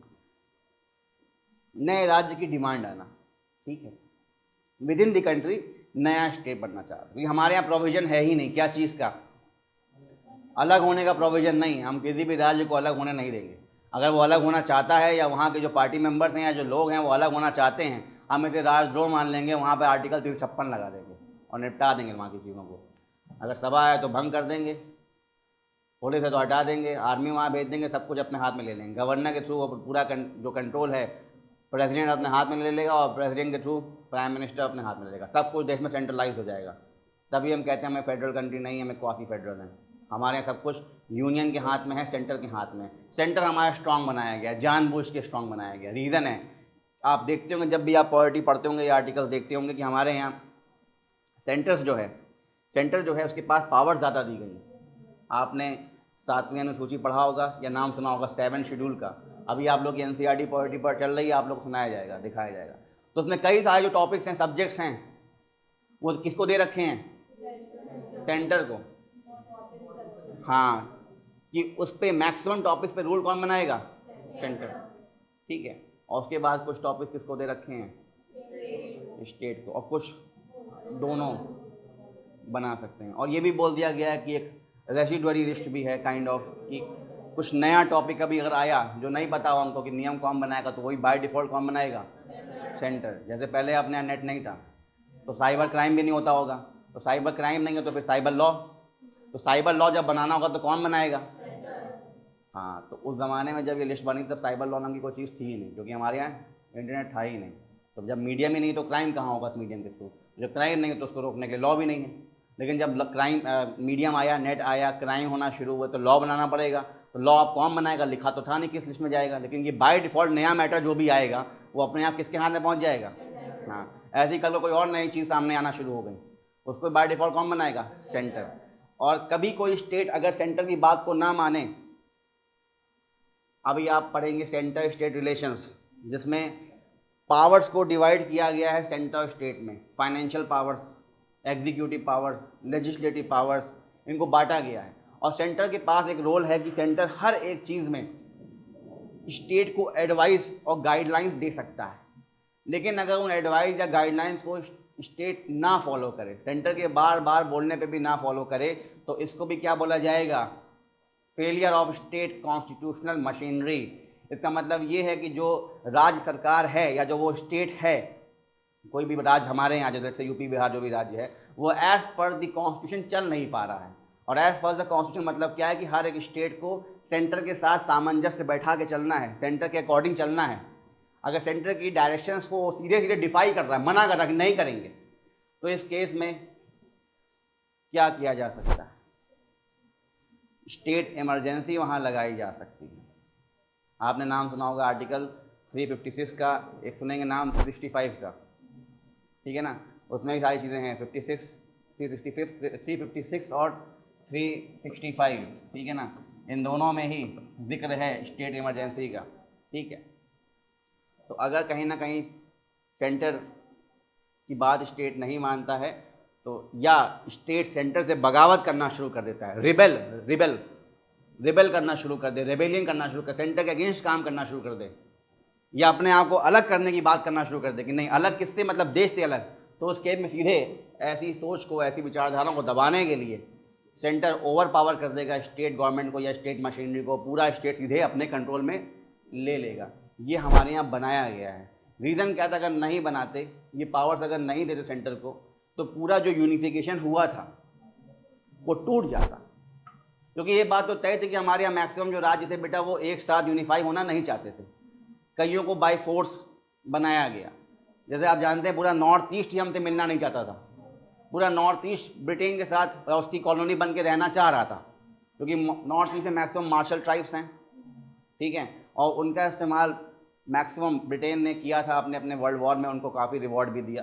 तो वहाँ के जो ट्राइबल लोग थे या जो भी वहाँ के हेड्स थे, वो कहीं ना कहीं काफ़ी खुश थे किसके साथ। यही एक रीज़न भी है कि आप नॉर्थ ईस्ट में से किसी भी प्रोमिनेंट लीडर का नाम नहीं सुनेंगे हमारे फ्रीडम स्ट्रगल में, है किसी का नाम क्या, नहीं, उनको फ्रीडम चाहिए नहीं थी,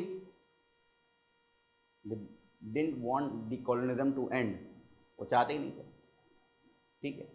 तो ऐसे ही अगर सेंटर को पावर नहीं दे के रखा जाएगा, तो हमारे यहाँ ऐसे कई फैक्शंस हैं जो एकदम सेपरेटिस्ट आइडियोलॉजी के थे, वो अलग हो जाते, और अलग होने की कोशिश जब भी करते थे तो हमारे यहाँ सिस्टम कहता है कि आपको अलग होना है तो आप एक नया राज्य बनाने का प्रोविज़न हमारे यहाँ था। तो अगर ठीक है आपका कल्चर अलग है, जैसे पहले पूरा बॉम्बे प्रेसिडेंसी एक ही राज्य था, लेकिन वहाँ पर दो अलग अलग कल्चर्स थे, महाराष्ट्रियन कल्चर और मराठी कल्चर और गुजराती कल्चर, तो कल्चर के नाम पे वहाँ पे बाइफर्केशन हो गया।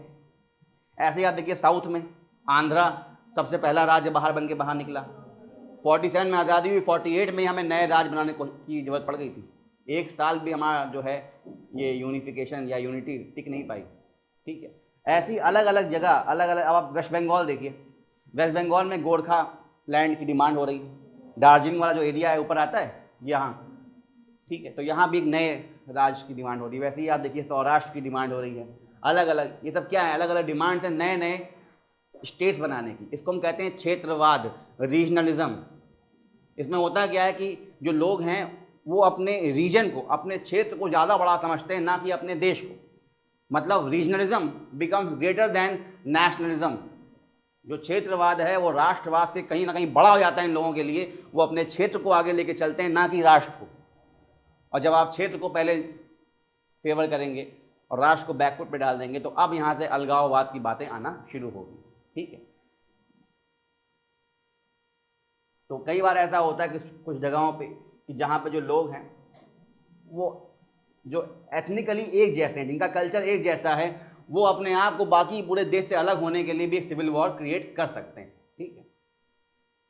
और इसके साथ साथ कुछ लोग जो हैं दोबारा से रीयूनियन कराने के लिए फिर से एकजुट हो सकते हैं, उसके लिए भी एक सिविल वॉर कर सकते हैं। तो सिविल वॉर, गृह युद्ध जो है वो 3 अलग अलग कारणों से छिड़ सकता है।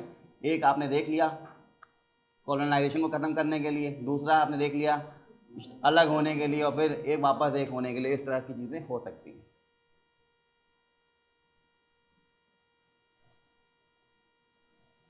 कई बार ऐसा भी होता है eight the diplomatic level. Diplomacy समझते हो आप लोग क्या होता है? क्या होता है डिप्लोमेसी? हाँ बेटा, जनरली मैंने बताया कि 3 ब्रॉड रीजंस हैं।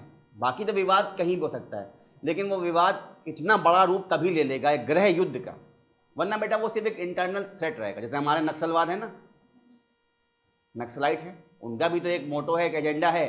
क्या है? सरकार को पलट देना, तख्ता पलट कर देना। उनको मतलब नहीं कि न्यू दिल्ली किसके हाथ में है, beat Congress, beat BJP, beat any coalition, बस वो न्यू दिल्ली के खिलाफ है। जो भी गवर्नमेंट आती है वो मानते हैं सरकार हमारी सरकार नहीं, हमारे लोगों की सरकार नहीं। इनका मेन काम क्या है? अमीरों का डेवलपमेंट करना, उनका विकास करना। ठीक है, तो कहीं ना कहीं उनकी फीलिंग्स हमेशा अलग ही रहती है। तो रीजंस कई सारे हो सकते हैं, जैसे नक्सलवाद के रीजंस काफ़ी सारे अलग अलग हैं। क्या बेटा? नहीं, अलग अलग ग्रुप्स हैं, उनको लीड कर करके सबको बाद में एक, देखो जब तुम्हें लड़ना होता है तो ग्रुप्स अगर अलग अलग होते हैं तो वही है ना कि अगर मेरा दुश्मन भी एक है, आपका दुश्मन भी एक है, तो क्यों ना हम लोग यूनाइट हो जाएं। यही देखिए वर्ल्ड वॉर्स में भी हुआ था। सोवियत बाद में जाके ज्वाइन कर गया था किसके साथ? यूके के साथ, फ्रांस के साथ, क्योंकि उस समय कॉमन एनिमी कौन बन गया था? जर्मनी। तो बेटा ऐसे ही देश में भी होता है। ऐसे ही आप कहीं देखिए कई सारे इंसर्जेंसी उग्रवाद नॉर्थ ईस्ट में होती रहती है। हमारा जो रेड कॉरिडोर है, लाल गलियारा, वहाँ पे नक्सलवाद बहुत एक्टिव है। और नक्सलवाद भी एक्टिव रहा बेसिकली, रीज़न क्या था उसका? रीज़न आप लोग शायद नाम जानते होंगे। एक गांव है नक्सलबारी करके, वेस्ट बंगाल में। ठीक है बेटा, लैंड रिफॉर्म जब किए जा रहे थे, मतलब आपको पता है पहले सारी ज़मीन ज़मींदारों के हाथ में थी। सरकार जब आज़ाद हुई तो उसका मेन काम क्या था कि जो ज़मीन है वो किसको मिले? हाँ, वो ज़मींदारों से लेकर किसानों को दी जाए, क्योंकि जो किसान थे, जो ज़मींदार थे, देवर परफॉर्मिंग एब्सेंटी लैंडलॉर्डिज्म। एक ऐसा लैंडलॉर्ड जो कभी खुद खेती खुद नहीं करता, उसको फार्मिंग का एफ नहीं पता हो, लेकिन पूरा ज़मीन अपने नाम पे रखा हुआ, क्योंकि इसको ब्रिटिशर्स ने उसके नाम सब कुछ करके चले गए। लेकिन ऐसे केस में सरकार को अगर कल को फार्मर्स को हेल्प करना हो, कोई उनको लेट्स से सपोर्ट देना हो, पैसा ट्रांसफ़र करना हो, फर्टिलाइजर्स की एमएसपी देनी हो, सब्सिडी देनी हो, कुछ भी ऐसा करना हो, तो उस केस में वो हेल्प कैसे कर पाएंगे जब तक किसान के पास खुद की भूमि ना हो? क्योंकि वो सारा बेनिफिट जो वो देंगे किसको मिल जाएगा? ज़मींदार को मिल जाएगा, क्योंकि ज़मींदार ही तो ओनर है लैंड का। भाई जिसके नाम पे सब कुछ है, फाइनल बेनिफिट उसी को मिलने वाला है। किसान तो अपनी भूमि में एक टेनेंट बन के रह गया था, क्योंकि लगान वसूलते वसूलते किसान की अपनी ज़मीन चली गई थी बेटा, सब कुछ लैंडलॉर्ड के हाथ में बाद में आ गया था। तो अब इस समय लैंड रिफॉर्म्स करने के लिए हुआ ये था कि जो गवर्नमेंट थी उसने पहला काम क्या किया कि देश से एक चीज़ को ख़त्म कर दिया। क्या था वो? ज़मींदारी सिस्टम एबॉलिश कर दिया, उन्मूलन कर दिया ज़मींदारी सिस्टम का। एबॉलिश करने के बाद अब सरकार का मेन काम क्या था कि जो ज़मीन है बड़ी बड़ी, उस पर एक सीलिंग लगा दी जाए, एक कैप लगा दिया जाए कि कोई भी व्यक्ति कितना ज़मीन रख सकता है। ज़मींदार के पास भी कितनी ज़मीन एट मैक्स हो सकती है, और उससे ज़्यादा के पास है तो सरकार आपसे ले लेगी, आपको एक उचित मुआवजा दे देगी, कॉम्पेंसेशन। लेकिन अब वो ज़मीन किसको देके बांट देगी? किसानों को। तो ऐसे ही एक किसान नक्सलबाड़ी गांव में, एक ट्राइबल ट्राइबल समझते हो? आदिवासी किसान टाइप व्यक्ति, बिमल नाम था उसका, वो बिमल, ठीक है ना। तो बिमल किसान जो थे वो अपनी ज़मीन लेने गए, क्योंकि उस ज़मीन पर अधिकार पहले ज़मींदार का था, लेकिन सरकार ने फरमान जारी कर दिया था कि ज़मीन आप लोगों की अब है। तो ज़मीन को क्लेम करने जब वहाँ पे एक पीरेंट फार्मर पहुँचा, तो वहाँ के जो ज़मींदार थे उन्होंने कुछ लोकल गूंस की हेल्प से, गूंस मतलब गुंडे की हेल्प से क्या किया? उनको पिटवा दिया। ठीक है, पुलिस वालों ने भी भाई सपोर्ट नहीं दिया, क्योंकि पुलिस वाले भी कहीं ना कहीं इन्फ्लुएंशियल पीपल की बात पहले सुन लेते हैं। ज़मींदार मतलब पैसा, पावर, इन्फ्लुएंस। तो पुलिस का भी मिसयूज़ होना शुरू हो गया और इन किसानों को मारा पीटा गया, फायरिंग्स वगैरह हो गई, मारपीट हुई। किसानों ने भी एक तरह से अपनी तरफ से रिवोल्ट किया और उसमें कई किसान, ट्राइबल किसान, औरतें और बच्चे मारे गए। तो ये जो इंसिडेंट हुआ ये नक्सलबारी नाम के एक गांव में हुआ। उसी गांव के नाम पे इसका नाम पड़ गया नक्सलाइट, नक्सलवाद। क्योंकि वहाँ अब लोगों ने बाद में ये करना शुरू कर दिया कि ठीक है, ये किसान, ये सरकार हमारी सरकार तो है ही नहीं, इसने एक तरफ हमें ज़मीन दी, फिर उस ज़मीन को वापस छीनने के लिए ज़मींदार और पुलिस को बैठा दिया। तो ये जो सरकार है, ये सरकार किसकी? अमीरों की है, रिच पीपल की है। एक तरफ हमें जंगल हटाया जा रहा है, क्योंकि रीज़न क्या था, उस समय सरकार डेवलपमेंट करने के लिए माइनिंग कर रही थी, हर एक चीज़ कर रही थी, रोड बनवा रही, डैम्स बनवा रही थी। तो ये सब चीज़ कहाँ बनाएंगे? जंगल को काटा जाएगा। ट्राइबल्स कहाँ रहेंगे बेटा? जंगल में। दे आर फॉरेस्ट ड्वेलर्स, वो वहीं रहते हैं, तो उनको उनके घर से हटा दिया गया, रिलोकेट करना शुरू कर दिया गया। तो अब उन लोग को क्या दिखने लगा कि ये लोग अपने डेवलपमेंट के लिए और अपने जैसों के डेवलपमेंट के लिए, अपने लिए डैम बनाने के लिए, ऊर्जा बनाने के लिए, मल्टीप्लेक्स बनवाने के लिए, हाईवे बनवाने के लिए हमें हमारे घर से हटा रहे हैं। तो इस विकास का हमें क्या फ़ायदा हो रहा है? हमें तो कोई फ़ायदा नहीं हो रहा। इसी में इनका ब्रेन वॉश करने के कई प्रकार के लोग सामने आए। भाई गरीब किसान, ऊपर से आदिवासी, उसको कुछ भी समझा देंगे आप, ठीक है, और उसके साथ रहेंगे, दिन भर चीज़ें समझाएंगे, और उसके बाद यहाँ पर आइडियोलॉजी का इस्तेमाल करना शुरू कर दिया गया, माओइज़्म का। माओ जेडोंग जो एक समय चाइना के हेड रहे हैं, उनकी अपना एक कॉन्सेप्ट था माओइज़्म। वो कहते थे कि power flows from the barrel of the gun. जिसके हाथ में बंदूक है, शक्ति उसके हाथ में। मतलब अगर आपको अपना हथियार चाहिए, आपको अगर अपना अधिकार चाहिए, तो आपके हाथ में हथियार होना चाहिए, और उसके लिए आपको एक प्रोट्रैक्टेड, लंबी लड़ाई लड़नी पड़ेगी। प्रोट्रैक्टेड पीपल्स वॉर, प्रोट्रैक्टेड मतलब जो लंबी खींचे, पीपल्स वॉर मतलब लोग खुद लड़ाई करने आएंगे। तो ट्राइबल्स खुद लड़ाई करने के लिए उनको अलाइन किया गया उनके लीडर्स द्वारा, और उनके निशाने पे कौन थी? भारत सरकार, government of India. B it कि गवर्नमेंट ऑफ इंडिया इस समय कौन है, बीजेपी की गवर्नमेंट हो या कांग्रेस की हो या किसी की भी हो, उनका टारगेट कौन रहेगा? भारत सरकार। कल को आप लोग कभी IAS IPS बन के उस एरिया में पहुंचेंगे तो आप भी किसके व्यक्ति माने जाएंगे? भारत सरकार की। इसीलिए सारे ऑफिसर्स, एग्जीक्यूटिव जो होते हैं, निशाने पे रहते हैं बेशक किसके? नक्सलाइट्स के। क्योंकि वो आपको इंडिविजुअली नहीं काउंट करते, आपको भारत सरकार के एजेंट मानते हैं और आपके खिलाफ काम कर देते हैं। ठीक है, इसके बारे में डिटेल में चर्चा जब होगी, जब हम लोग इंटरनल सिक्योरिटी पढ़ेंगे, तो इस कॉस्ट को अच्छे से पढ़ेंगे। और अभी बस मैंने आपको शॉर्ट में समझाया कुछ चीज़ों को। कई बार ऐसा भी होता है कि at the diplomatic level, at times there would be a diplomatic support to insurgents to help them establish a government in exile. ठीक है ना? कई बार एक देश भी दूसरे देश में कुछ हो रहा होता है, उसको सपोर्ट करता है। आप हमारा एग्जाम्पल भी ले सकते हैं। इंडिया ने भी ईस्ट पाकिस्तान में सपोर्ट किया था।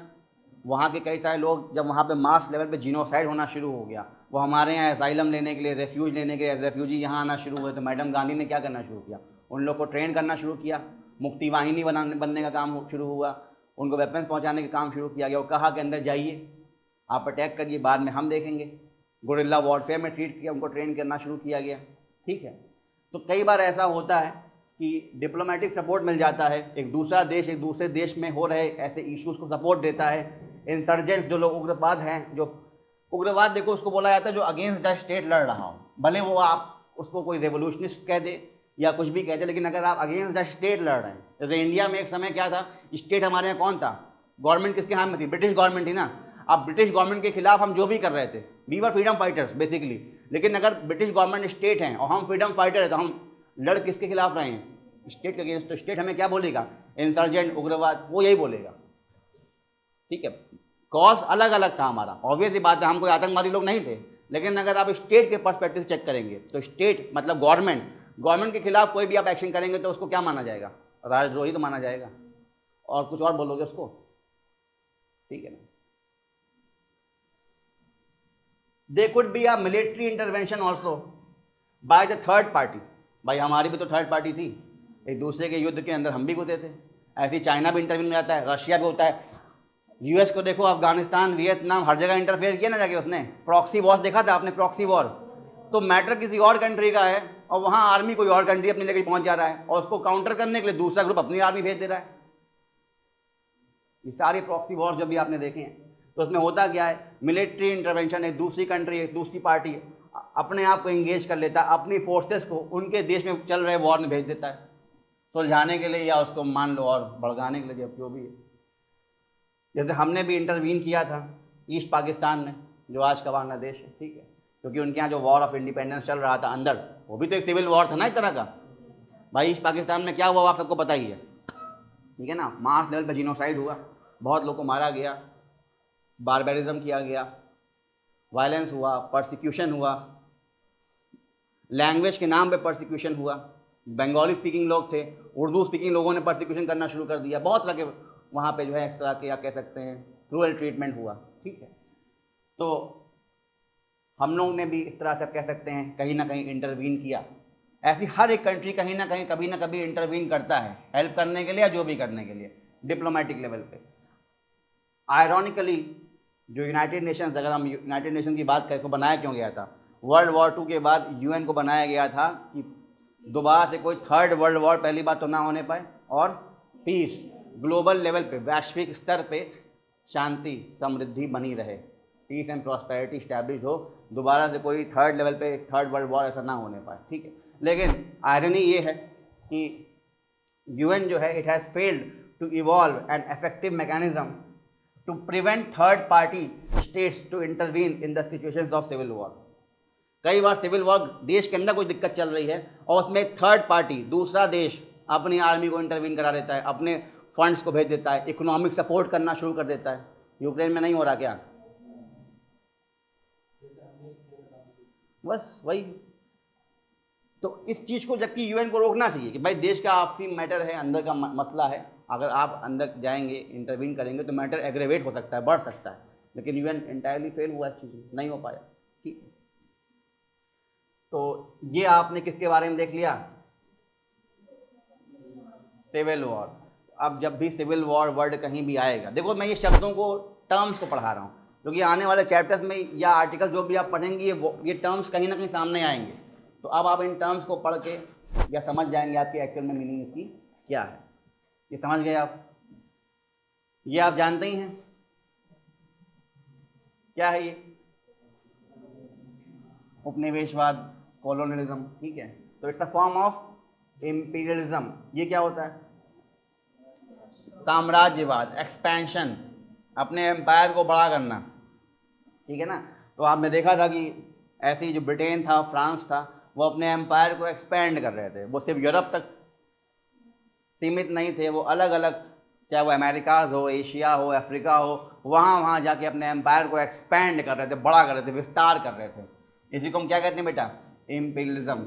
और जब आप ये करते करते उस देश को कॉलोनाइज कर दें, कॉलोनी बना दें, इसका मतलब क्या होता है कि अब आप उस देश की पॉलिटिक्स को कंट्रोल करना चाह रहे हैं, इसकी अर्थव्यवस्था, इकोनॉमी को, कि क्या ट्रेड होगा, कितना इंपोर्ट होगा, कितना एक्सपोर्ट होगा, क्या बनाया जाएगा, कौन बनाएगा, किसको बेचा जाएगा, किस कंट्री से ट्रेड करना है, किससे ट्रेड नहीं करना है, ये सब कुछ अब वो देश डिसाइड नहीं करेगा, कोई दूसरा देश कंट्रोल करेगा उस चीज़ को। तो इंडिया के साथ भी यही हुआ। तो a country is made into a colony by a mother country whereby the territory that gets colonized becomes a subordinate country। तो इस केस में मदर कंट्री कौन बन गया था? हमारा ब्रिटेन। और हम क्या बन गए थे? उसके सबऑर्डिनेट, अधीनस्थ आ गए थे, उसके अंडर में आ गए थे, ठीक है। तो आप देखिए हमारे यहाँ वास्को ड गामा जब आए तो 15th सेंचुरी ख़त्म हो रही थी ऑलमोस्ट। कब आए थे? 1498, ऑलमोस्ट 2 साल बचे थे 15th सेंचुरी ख़त्म होने में, ठीक है। तो हम मान सकते हैं कि जो पीरियड है 15 से लेकर 19th सेंचुरी तक, इसमें जनरली क्या हुआ? पोर्चुगल, ब्रिटेन, फ्रांस, ठीक है, स्पेन, इन सब ने अलग अलग कॉन्टिनेंट्स को कॉलोनाइज करना शुरू किया। बीट अमेरिकाज मतलब नॉर्थ साउथ दोनों, ठीक है ना, एशिया, अफ्रीका, ठीक है। In the present context, non-colonialism is a term used to signify domination by developed countries of post-colonial independent states। ये अपना बताते हैं कि हम खुद कभी कॉलोनी किसी की नहीं बने, हमने कॉलोनी बनाई है। मतलब इससे क्या दिखाते हैं? दे exert their own dominance, ठीक है। A process where a country undertakes independence from a colonial power is called डीकॉलोनाइजेशन। जैसे हमने आज़ादी लड़ाई लड़ी, फ्रीडम स्ट्रगल किया, क्या किया? हमने वापस अपनी आज़ादी ले ली। किससे? एक हाँ, कॉलोनियल पावर थे जिसने हमें कॉलोनी बना के रखा था, इन दिस केस ब्रिटेन। ठीक है, इसको हम क्या कहते हैं, डीकॉलोनाइजेशन। ठीक है।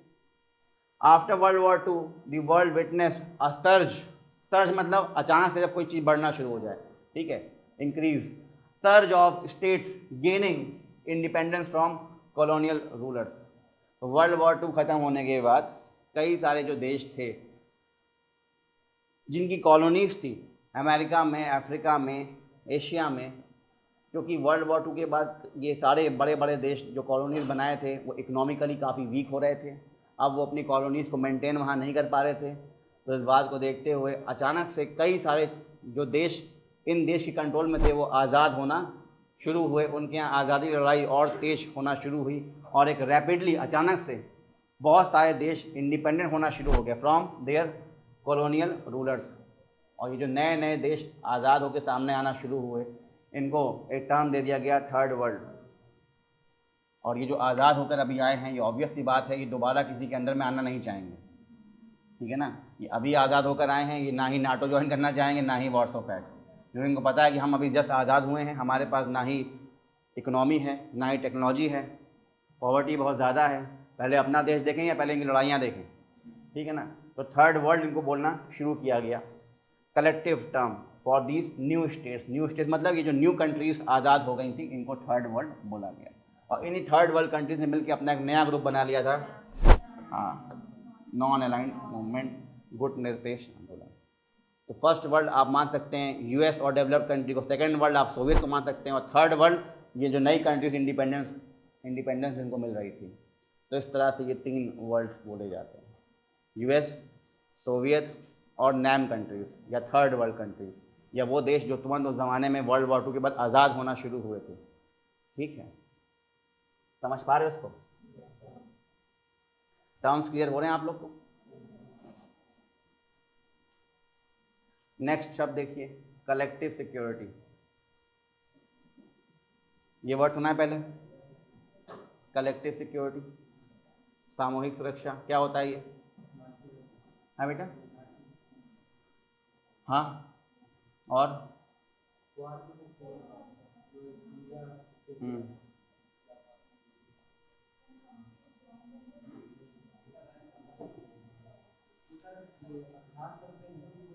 क्या बेटा?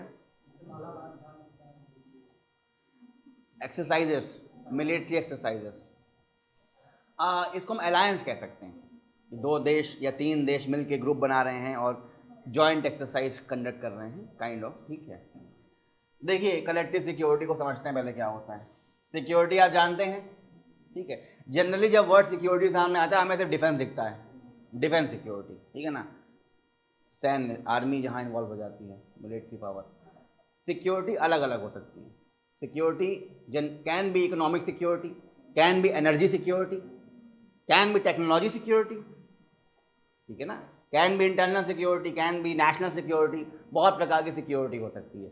कलेक्टिव सिक्योरिटी का मतलब यहाँ पर ये है, it can be understood as a security arrangement in which each state in the system, each state, state मतलब यहाँ पे वो कंट्रीज हैं, ठीक है ना, each state in the system accepts, वो ये बात मान लेते हैं that the security of one is the concern of all. ठीक है ना, अगर 5-6 देश बेटा एक साथ एक ग्रुप में हैं, उन्होंने अपना अलायंस बनाया हुआ है, अब वो कहेंगे देखिए हम ग्रुप में जो हैं 5 कंट्रीज़, हमें एक साथ रहना होगा और एक दूसरे की हेल्प हमेशा करनी होगी, और कभी किसी एक कंट्री पे कोई दिक्कत आती है तो बाकी चारों को रिस्पॉन्ड करना होगा। ठीक है, इसका मतलब सिंपल सा ये है, security of one country is the concern of all countries. एक देश की सुरक्षा ये हर देश को देखना पड़ेगा जो ग्रुप में है, ऐसा नहीं कि हर देश अपना अपना लेके चले, वो तो फिर इंडिविजुअल सिक्योरिटी हो जाएगी ना। यहाँ हम बात कर रहे हैं collective security, and therefore it commits to a collective response to threats and to and breaches of piece.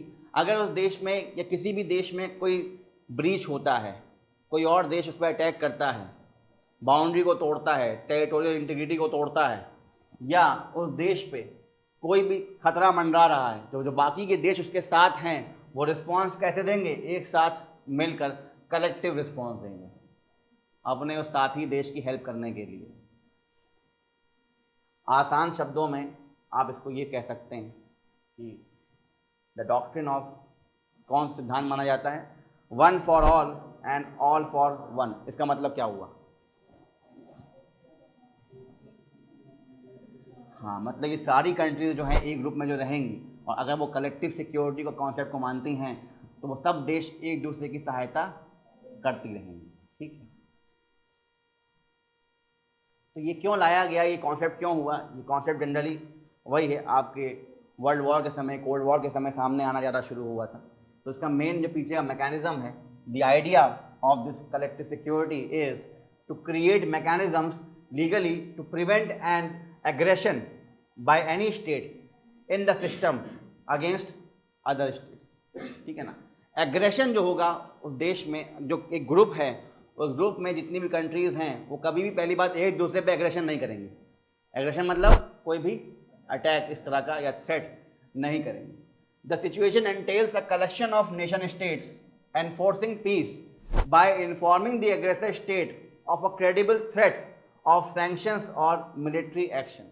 अब इसमें क्या होता है कि जो कंट्रीज एक साथ ग्रुप बना के बैठती हैं वो लीगली बाइंडिंग हो जाती हैं, एक दूसरे से अरेंजमेंट एग्रीमेंट साइन कर लेती हैं कि हम आप पे ना अटैक करेंगे, ना अटैक इस तरह से होने देंगे। ठीक है, अब इसका मतलब ये है कि अगर कोई कंट्री एग्रेशन करता है, एग्रेशन मतलब अटैक करता है या थ्रेट पोज करता है, एक्सपेंशन करने का काम करता है, बाउंड्रीज को ब्रीच करता है, इसको हम कहेंगे एग्रेसर स्टेट। जो एग्रेसिव हो गया है, वायलेंट हो गया, अटैक करना चाहता है, तो उसको डराया जाता है थ्रेट से कि आपके ऊपर बाकी की जो कंट्रीज़ हैं वो आपके ऊपर सैंक्शंस लगा सकते हैं। ठीक है, या जनरली हम सैंक्शंस को बोलते हैं इकोनॉमिक सैंक्शंस, अभी सैंक्शन के बारे में बात करेंगे। ठीक है, या आपके खिलाफ क्या लिया जा सकता है, मिलिट्री एक्शन। जैसे नाटो में ये सिस्टम है कि एक कंट्री के ऊपर अगर कोई एग्रेशन करता है कोई दूसरी कंट्री, तो जितनी नाटो कंट्रीज़ हैं वो सब एक साथ मिलकर कलेक्टिवली रिस्पॉन्ड करेंगी, कलेक्टिवली सैंक्शन लगा देंगे उस देश पे, या कलेक्टिवली मिलिट्री एंगेजमेंट कर देंगे उस देश में। तो the essence or the basic idea behind collective security is to use military action to enforce peace and to use overwhelming power collectively as a punishment to the aggressor। अगर आप aggression करेंगे, Germany अगर aggression करेगा या करा, तो बाकी countries ने क्या किया, जो ग्रुप बनाया था, कलेक्टिवली अपनी ओवरवेलमिंग पावर, मतलब अगर ब्रिटेन पावरफुल है लेकिन अगर उसका साथ फ्रांस दे देगा, यूएस दे देगा, तो पावर और बड़ी हो जाएगी, और बड़ा मतलब ओवरवेलमिंग, बहुत ज़्यादा। उस बड़ी पावर के साथ कलेक्टिवली रिस्पॉन्स मिलेगा आपको, और पनिशमेंट मिलेगी किसको, उस देश को जो क्या किया है, एग्रेशन किया है। तो इस कलेक्टिव एक्शन को, कलेक्टिव रिस्पॉन्स को कलेक्टिव सिक्योरिटी कहा जाता है। ठीक है, नाटो स्पेशली कलेक्टिव सिक्योरिटी वाला ग्रुप नहीं है बेटा, नाटो कलेक्टिव डिफेंस वाला ग्रुप है। क्योंकि मैंने बताया सिक्योरिटी मतलब हर प्रकार की सिक्योरिटी, सिर्फ डिफेंस सिक्योरिटी नहीं है, energy security, economic security, technology transfer security, बहुत सारी चीज़ें आ जाती हैं। लेकिन अगर नाटो की बात करें तो वो डिफेंस सिक्योरिटी में आता है, वो कलेक्टिव डिफेंस की बात करता है। जितने भी यूरोपियन कंट्रीज़ हैं, वेस्टर्न यूरोपियन कंट्रीज़ हैं ग्रुप में जो नाटो के साथ हैं, तो वहाँ वो कलेक्टिव डिफेंस देता है यूएस उनको कि अगर आप पे अटैक होगा तो हम सब साथ खड़े, हम आपका डिफेंस करेंगे। कलेक्टिव डिफेंस, हम सब लोग मिलकर आपका डिफेंस करेंगे। तो नाटो को हम कलेक्टिव सिक्योरिटी टैग नहीं दे सकते, कलेक्टिव डिफेंस टैग देते हैं, क्योंकि वो सिर्फ डिफेंस की बात करता है।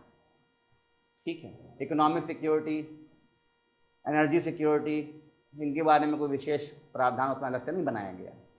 ठीक है, जितने बेटा ग्रुप सब आजकल बन के सामने सामने आ रहे हैं,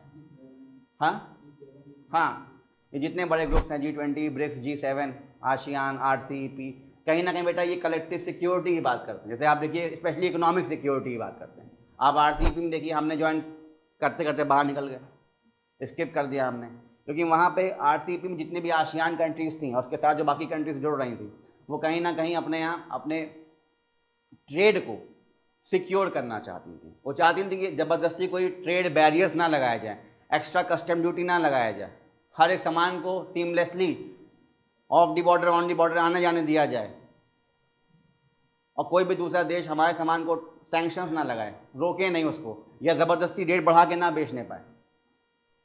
इंडिया ने कहा हम नहीं जुड़ना चाहते हैं, क्योंकि ऐसे कई सारे मार्केट्स हमारे यहाँ हैं, अगर उसको एक्सेस मिल जाए चाइना का या वियतनाम या ऑस्ट्रेलिया या न्यूजीलैंड का, तो ऐसे कई सामान, जैसे मैंने बार बार दूध की बात करी है, मिल्क का कंजम्पशन हमारे यहाँ बहुत है, हम मिल्क का प्रोडक्शन बहुत करते हैं और कंजम्पशन में सबसे ज़्यादा हम, India is the biggest producer and also the biggest consumer of milk in the world.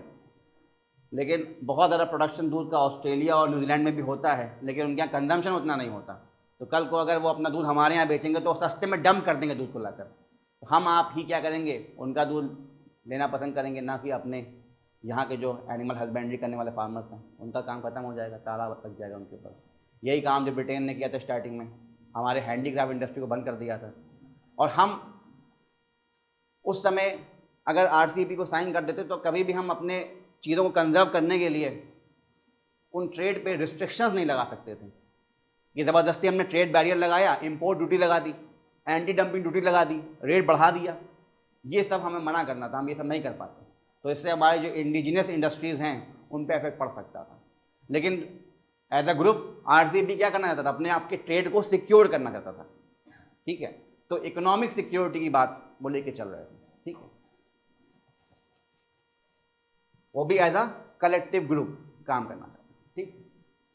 लेकिन यही है कि जहाँ जहाँ इंडिया ग्रुप से बाहर निकल रहा है या ग्रुप ज्वाइन नहीं कर रहा, वहाँ वहाँ ग्रुप कौन ज्वाइन कर ले रहा है, चाइना अपनी सुप्रीमेसी को हर जगह डिक्टेट कर दे रहा है इस तरह से। तो अगर ग्रुप में इंडिया नहीं है, ग्रुप में चाइना है, तो चाइना का इन्फ्लुएंस बाकी देशों में बढ़ना शुरू हो जाएगा। तो कहीं ना कहीं हमें भी रीथिंक करना चाहिए कि सिर्फ ऐसा नहीं है कि अगर हमें किसी चीज़ से खतरा है तो उससे हम दूर ही हट जाएं, हमें ऑल्टरनेटिव्स को ढूंढना चाहिए, ठीक है। तो तभी ये देखिए, चाइना को बैलेंस करने के लिए इंडिया वेस्टर्न कंट्री से बाकी ग्रुप्स में ज्वाइन करना शुरू कर देता है, ठीक है। क्वाड इसका एक एग्जाम्पल है, ठीक है। ऐसी कई सारी चीज़ें हैं जहां हम काउंटर करना शुरू कर देते हैं, ठीक है। तो आपने कलेक्टिव सिक्योरिटी देख लिया, नेक्स्ट क्लास में आप देखेंगे डेटरेंस, ठीक है। हाँ बेटा, वार्सो पैक्ट बेटा क्या था कि जब वर्ल्ड वॉर 2 ख़त्म हो गया तो सोवियत यूनियन और USA, ये 2 बड़े कंट्रीज सुपर पावर बन के सामने आ गए। वर्ल्ड में पोलराइजेशन हो गया, ध्रुवीकरण हो गया, 2 सुपर पावर्स बन के सामने आ गए। अब हुआ क्या कि तेजी से कम्युनिज्म फैला रहा था, कौन, सोवियत यूनियन। उससे बचने के लिए, कैपिटलिज्म को बढ़ाने के लिए US ने नाटो बना दिया और कहा जो लाइक माइंडेड कंट्रीज हैं वो हमारे साथ जुड़ें। तो अब नाटो को काउंटर करने के लिए, वही action reaction game theory counter करने के लिए उसके जैसा ही एक बॉडी बना दिया सोवियत ने, उसको नाम दिया वार्सो पैक्ट। तो बेसिकली वार्सो पैक्ट में आपका सोवियत यूनियन 15 कंट्रीज और उसके साथ साथ बाकी की ईस्टर्न यूरोपियन कंट्रीज, जिसको हम सैटेलाइट कंट्रीज कहते हैं, ये बुल्गारिया और गिरिया वगैरह, इन सबको बेटा ज्वाइन कराना शुरू किया गया वार्सो पैक्ट। जैसे ही 1991 में सोवियत टूट गया, वार्सो पैक्ट भी खत्म हो गया। तो अब वार्सो पैक्ट एग्जिस्ट नहीं करता, नाटो एग्जिस्ट करता है। 30 कंट्री के साथ अभी नाटो स्थिर बना हुआ है, ठीक है। यूक्रेन अगर ज्वाइन करता है 31 हो जाएंगे। Okay, that's all for today.